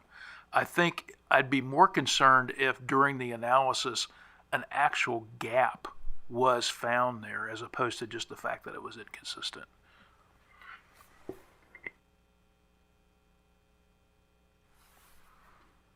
Well, I don't have any additional questions if there's no additional questions in the room or here. No, Rosie, let me give some Yeah, well, I just want to thank each panelist. Thank you very much for very candid answers, and thank you. Yeah, I want to say, seriously, on behalf of staff, I think on both sides, I really want to thank you. We started this thing by saying, why are we here? Because of the NOPR. But how did we get here? And it's really the engagement, reaching out to FERC staff, reaching out to the ERO, NERC and FERC staff working together, to your point, having these questions to say, is this flexible, is this inflexible? These are the conversations we want to have, and that's why we're here. And I can't stress that enough, to please engage us, especially when we have notice of proposed rulemaking. The word is proposed. Chairman Christie has said that many times. To your point with flexibility, not a supply chain risk management topic, but as some of you may be aware, we're doing a performance assessment of the recent winter storms in this January, and I think some of these entities we have reached out, and it's the same. I think the commission is looking at, commission staff are looking, and with the ERO are looking at how well did the system do, etc. But when you look at the strategy that was taken, it's really making sure we're not taking folks off of the operator room. Easy discussing what makes sense, the daily request, etc. So I think to continue this dialogue, it's going to be beneficial for all of us. So I really appreciate your time here today. Thank you so much. I'll ask Manny if he has any comments, and then I'll ask Joe as well. Yeah, I also want to extend my thanks. I learned a lot today, from the various perspectives, and it's clear we still have some work to do. There's challenges out there. I think we'll all agree. And as Cal said, it is working collaboratively to sort of figure out what the right next step says. But Cal, thank you again for agreeing to do this. I guess it was over back in February where we kind of cornered Cal at the NERC board meeting and said, look, we really think we need to have this conversation.